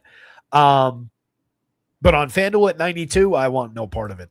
And it would be a low probability of success on DraftKings, even though he is one of the more talented bargain bin pitchers. I just see the Dodgers putting some runs up here. So kind of leaning away on Vasquez on both sides, aggressively leaning away at 92 on FanDuel. Dodgers bats against him make a ton of sense. As mentioned, pricing kind of works. They were crushing through game sims. Getting Ohtani in there will only push them up the board for that. Mookie Betts at 45, at 34. I wish he still had the multi-position eligibility. I've been running into a lot of lineup combinations where I've been hitting double shortstop and saying, damn, I really wish I could plop Mookie into the outfield here because I've got first base util occupied, shortstop occupied. It's even more problematic, I would imagine, on DK. But one of the better overall shortstops, even with the slow start over 63 plate appearances. Just give him time. Mookie will normalize his numbers. 997 in the home run model today. Freddie at 47 at 29 has gotten stupid cheap. 260, 342, 435. Sure, the batting average is lighter than we would normally expect from Freddie Freeman. He's got a 345 weighted on base with a 381 xWOB underneath it, 12.2% barrel, not striking out, drawing his walks. It's just dumb. He should not be anywhere near as cheap as he is, especially on FanDuel. Kyle Tucker's gotten affordable, 52, 34. That's several $100 lighter than he ought to be on both sites, even though he's going through it. 249, 347, 393. He's still been good. 112 WRC plus. He just hasn't been Kyle Tucker good. but we know that guy's in there. We know he's going to barrel more than 5.9% of his batted balls this year. So the home runs are coming. The power output, 12.08 in the home run model. I love the upside for Kyle Tucker today. Against, a pitcher who's going to allow contact. Vasquez is missing more bats, finding more strikeouts overall this year. But it's not going to be sustained in the long term, and it's not something I worry about with a low strikeout guy like Kyle Tucker. Will Smith, excellent catcher at 4,000. Him, just like Ivan Herrera, I don't understand why Will Smith is always so affordable on DK. 28 on FanDuel, I get. DraftKings price, I do not get. 4 home runs on the board, carrying a 364 xWOB under the 304 actual. A little bit of bumpiness in the 157 plate appearances, but a rock-solid option, 8.24 in the home run model. Max Muncy, disappointed, no home run yesterday at a max, but coming back with a 9.08 today. 12 already in his ledger, over 182 excellent plate appearances. He's on base all the time. Major part of the run creation engine there. Love Max Muncy at any price. 48.34 totally works at a weak third base. Pajes at 53.37, 10 home runs, excellent slash line, 136 WRC plus, don't overthink it. Teoscar buried down the bottom of the lineup, carrying a 9.62 in the home run model for only 3,000 on FanDuel, 4,200 on DraftKings. It's been a slow start to the season, but 263, 335, 406. It's weak if you're on the Dodgers. It gets you buried in the 8 spot. That's a good slash line overall. 5 home runs in 179 is not quite the pace you would want him at. Just a 320 xWOB under the 330 actual is not where you want him. But some well-struck balls. The idea that he will eventually round into form and start hitting more well-struck balls more reliably. Even if he doesn't, he's entirely playable at these prices, and people won't go to him as aggressively as they ought to, even within their Dodger stack, because there's so many different ways to turn. And then Hae-Sung Kim is entirely playable too. He gets on at a 339 clip. At worst, he's a good wraparound back up to those guys. On the pod side, it's a bad spot against Ohtani. You've got some quality in the lineup. I mean, Tatis, even with the lack of home runs, still a playable piece. Driving the ball like crazy. 336 xWOBA under the atrocious everything else. Miguel Andujar, 3,500, 2,900, fills third base on both sites. Extra positions on FanDuel, but I think I want him at third if I'm going there. 299, 324, 522 should continue to hit for average, if nothing else, throughout the season. Low strikeout, low walk rate right now, so a lot of balls in play. They haven't been particularly well struck, but barrels are up a little bit. Hard hits are up a little bit. We'll see where it goes in the long term. But if you're just hunting for balls in play against one of the best pitchers in the league, Miguel Andujar is a fair proposition at a cheap price. Gavin Sheets is cheap, 3,000 on both sides, first and outfield eligible. A lot of barrels, hard hits, 9 home runs on the board, 340 on base out of him as well. He's had an excellent 147 plate appearances. He just has to face Shohei Ohtani today, which isn't good for any of these guys. Manny Machado at 41.28, really struggling. 7 home runs at least is some kind of a sign of life. Little bit of a sign of life in the 43.7% hard hit, but both that and the barrel rate are down significantly year over year. We're keeping a strong eye on Manny and his numbers. Bogey at 4,000, 3,000. Fairly priced for a guy who's had a decent start to his season. 324 on base, a 108 WRC plus, 7 homers, 7 steals. Probably overperforming what he'll be. He'll just end up the season around average across the board. But counting stats are decent and have a shot to be pretty good this year. Jackson Merrill, better than a mix and match, better than just another outfielder, kind of priced like just another outfielder on both sides. I think we can take advantage of that against most other pitchers, but Ohtani's on the mound today. Nicky Castellanos, Freddie Fermin, more mix and matchy, and then Ramon Laureano, driving the ball effectively. Not seeing a ton in the results department for it, but does have 5 homers, 4 steals, at least somewhat interesting for counting stats, and we know how good he was last year. Ohtani, Dodgers bats, Vasquez, Padres bats. One more game. Nope, not the 0. One more game hiding down there. I don't know why that gap is there. I got to investigate why that gap pops up when we fill out all the games. As mentioned, this spot showing a lot of power, showing a lot of offensive upside. Had I not taken Tyler Soderstrom, who failed us the other day, as a home run pick. And who did I take from the Angels? Didn't I take somebody from the Angels this week? Did I not do that and overthought it this afternoon? Because I was going to take somebody from the Angels the other day, and then I didn't because of how frequently I've been using the Angels. So I think I actually talked myself out of it when I didn't need to this afternoon. I'm just now realizing. We did use Soderstrom earlier in the week. Regardless, I didn't want to go to this game, just because it's drawing all the eyeballs for any kind of power upside. Both teams, 497, 464 implied total, two of the higher totals of the day. Your highest overall game total on DraftKings. I didn't want to just go to the chalk spot for power with the home run pick. Maybe I should have. A lot of these guys showing power upside. 3 above the magic number with another one chasing it on the A's side. 4 guys above the magic number with another couple guys a few points removed from it on the Angels side. It's Aaron Savali on the bump for the A's. Significant fly ball trajectory at all times, 19.6 degree average launch this year. He's been managing to avoid barrels. So the launch and the well-struck ball not coinciding as frequently as you might expect. 47.8% hard hits and 91.1 miles an hour of exit velo combined with that average launch angle, though, will yield more home runs in the long term. It's just how physics works. 3.68% home runs on lighter numbers, but all the time fly ball trajectory last year. So we're going up to around a 4% home run rate. It's just a matter of time with Savali. Fairly good chance that it starts with at least 1 or 2 of these Angels tonight. On the other side, Jack Kachanowicz was pitching pretty well to start the season.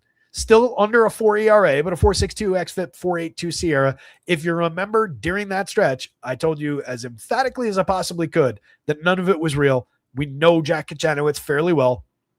He's been just one of the worst, most targetable pitchers in baseball over the last couple seasons.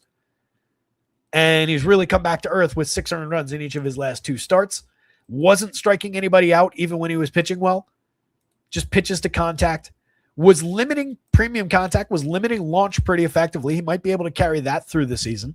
Last year, he pitched to just a 6.9 degree average launch, but still allowed a 4.10% home run rate because basically every mistake landed in the seats, and he gave up nearly a 50% hard hit, 92.1 miles an hour of exit velo. It's a major, major target for bats, which is why the A's look as good as they do. Love this one for a game stack. Plenty of power. We've seen fireworks from both these teams throughout the season. We've seen them go head-to-head, and I've been on the wrong side of it each of the days this week. This is the day. We're just going both sides. We love this game. That said, I think I slightly... I don't even want to say that, actually. I was going to say I think I slightly prefer the A's. It's the higher total by a third of a run. Savali's just got a little sliver more quality to him, in my opinion, than Kachanowicz does. The Savali $9,700 price, by the way, I literally cannot explain. Like, I guess it's the 2.59 ERA. Their AI is probably gearing pitcher price just around flat ERA, rather than like who the guy actually is, what his strikeout potential is, what the opposing team, the run situation, et cetera, any of that looks like. Obviously, that wasn't entirely all cooked in there in years past because they do day-to-day runs baked into it, but the algorithm should know that Aaron Savali is not a 2.59 ERA pitcher. DraftKings still has it right, 6,500. That's correct. He should be 75 on FanDuel, 72, not 97. I don't get that at all. Nobody should play that, not for contrarian reasons. There's inexplicable pricing. A's bats very much in play. Carlos Cortez off the top. Solid 120 plate appearances. He's been driving the ball really effectively. Still cheap at 4,200, cheaper at 28 on FanDuel. 4 home runs, 349, 417, 557. Even if we're just looking at him as a table setter, ahead of Shea Langoliers, Kurtz, Rooker, Soderstrom, all the power upside that those guys come with. That's a great little piece to add to that run creation engine. Love the upside, 170 WRC plus so far. And he helps you average down the pricing. 3,900 a piece for Langoliers and Kurtz on FanDuel, 58, 57 for those guys on DraftKings. They've been tattooing the ball whenever they make contact. Kurtz, the numbers are coming up across the board. The on base is outrageous at 431. He's drawing a 20.4% walk rate. Strikeouts are still high at 29.2, but that hardly matters when you're getting on that frequently via the walk. He's also just hitting 276, 431, 488 slash, a 212 ISO, 393 xWOB under his 405 actual. Shea Langoliers has actually been a little bit better which is stunning for anybody who followed Shea Langoliers' career. He has taken himself, at least so far this year, to a entirely new territory. 15.3% barrel, 47% hard hits. Both those numbers are up from as good as he was in years past, but those I would have believed, given what he's done in previous seasons. Even strikeout, last year's strikeout rate was just 19.7. So that's believable at 20.7. Both those numbers are down major points from just 2 years ago. 328, 394, 588 is the wholly unbelievable part.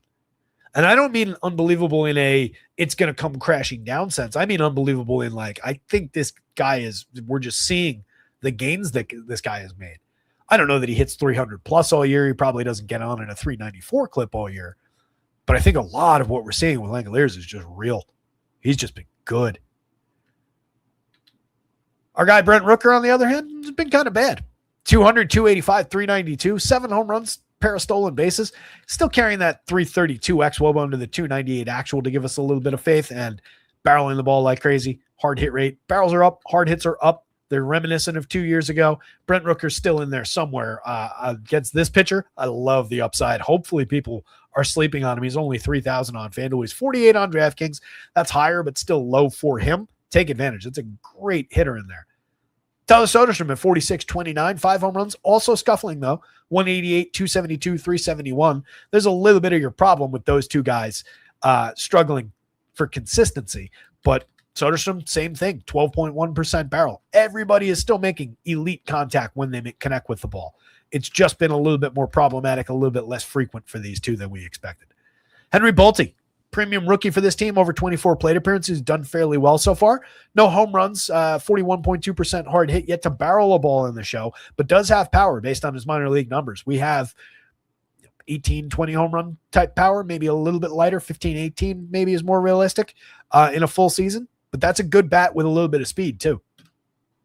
Jeff McNeil, mix and match type slap hitter. Darryl Hernaiz also fills that type of a role, a little bit cheaper from the bottom, fills multiple positions. I actually prefer Hernaiz a little bit in the back and forth between those two.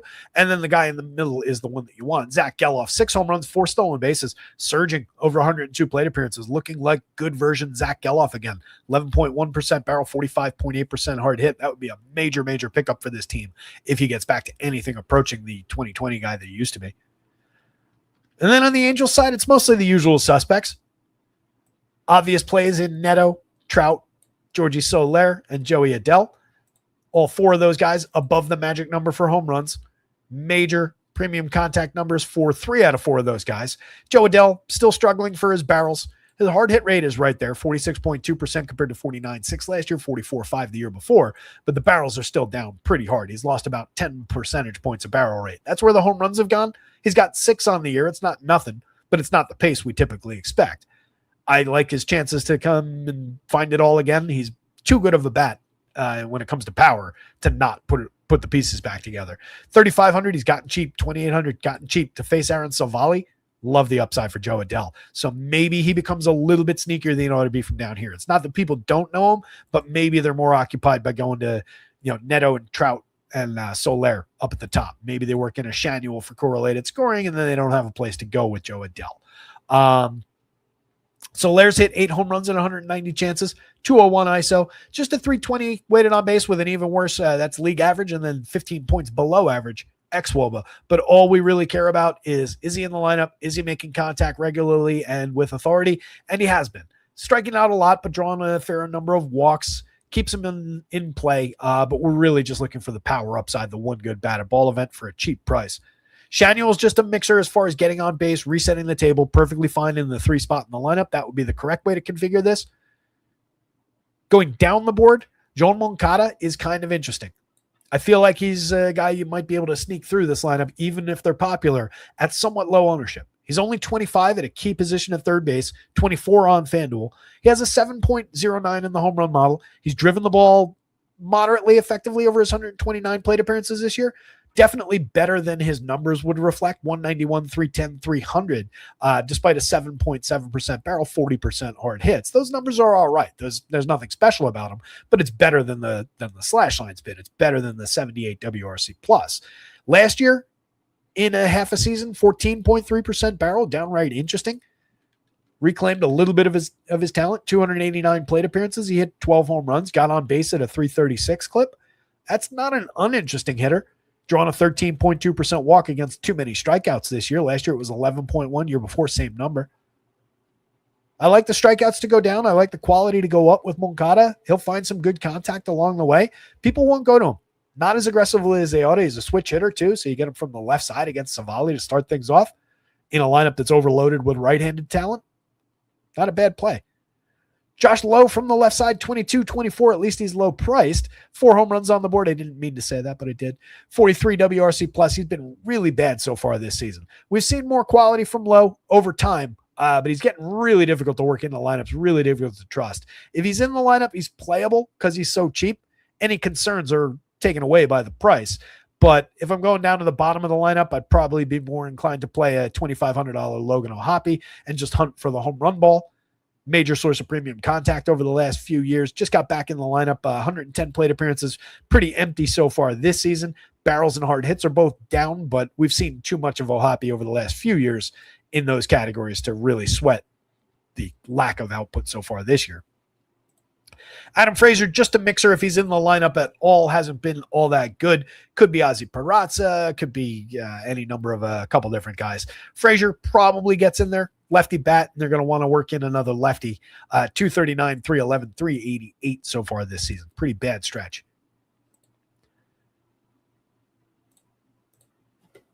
What does Moncada do for my overall?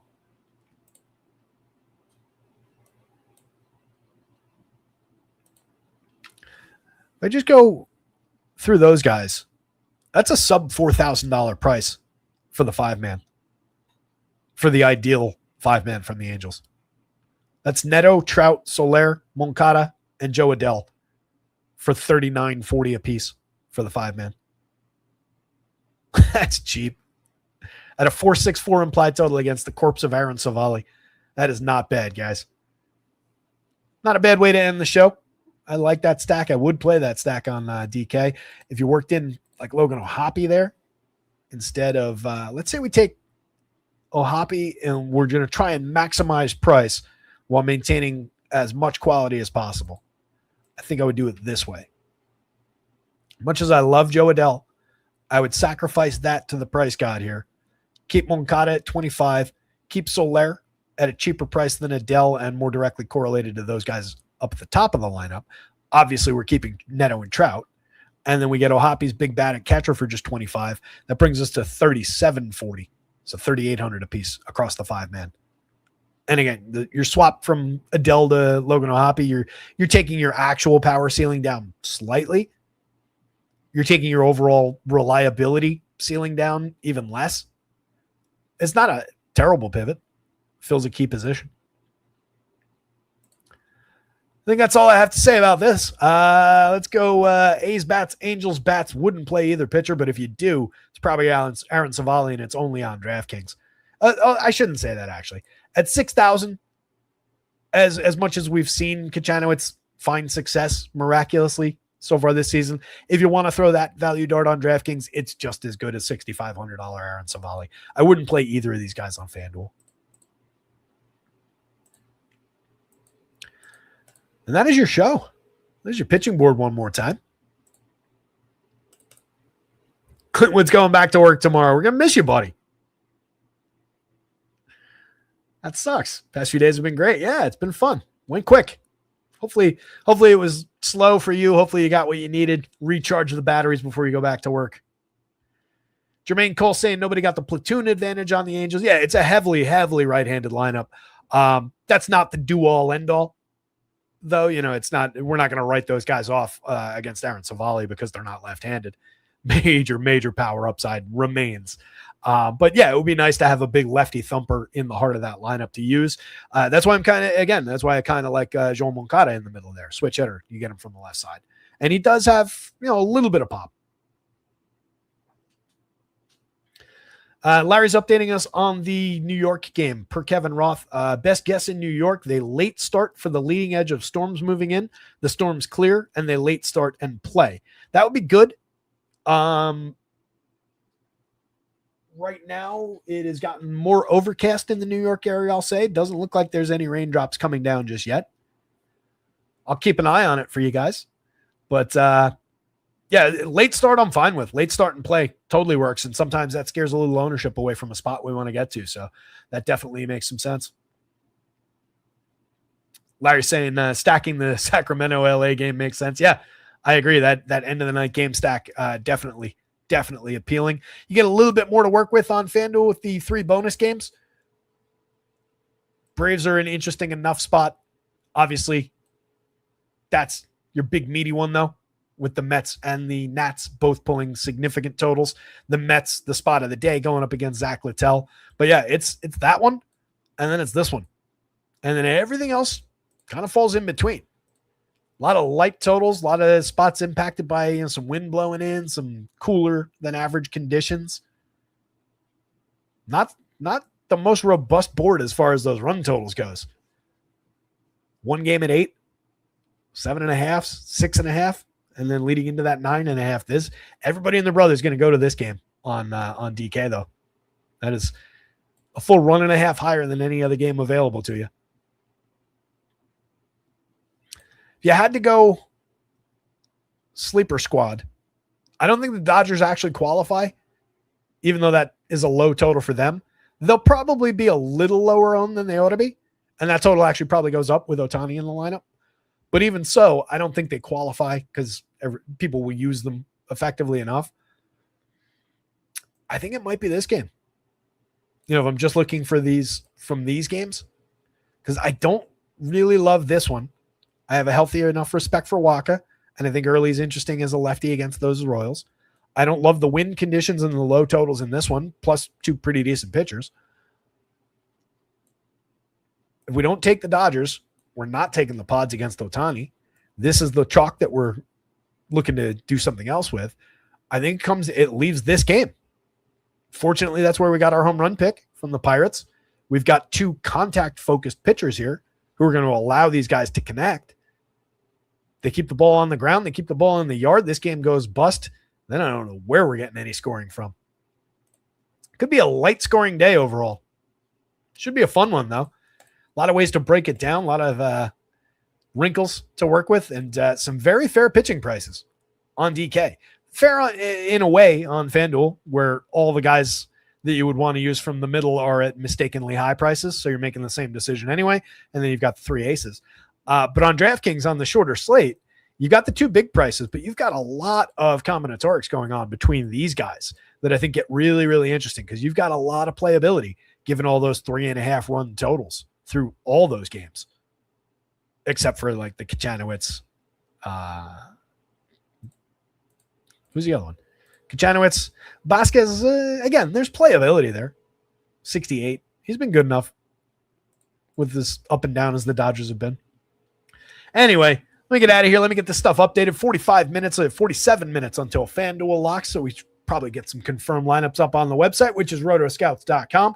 Baseball, basketball, hockey, football, just like it says on the bottom of your screen right now, all under $1 a day, all in. Same price, same buy-in, same subscription, weekly, monthly, quarterly, no hidden fees, no per month, no per sport, no per month, but no per sport fees, no nonsense, no extra special fees for using this tool or that tool. It's all one buy-in. Same price, under $1 a day. Check it out at Rotoscouts. Good luck out there tonight, gang. Somebody go win something. Share those results when you do. At Rotoscouts on Twitter, or hop into the premium Discord for free. Also, if you weren't here before, back to the comments section. After the show ends, jump into the comments. List your pitcher. I might have gone too low on this. You cannot use Chris Sale or Shohei Ohtani. All these other guys are in play. Pick the pitcher that you think gets 7 strikeouts or more. If you pick Cam Schlittler, you need 8 strikeouts or more. If you get it right, you win a free week. Got to be in the comments, not the chat. Comment, like, subscribe, comment, feed the algorithm. Good luck. Go win something. We'll see you tomorrow.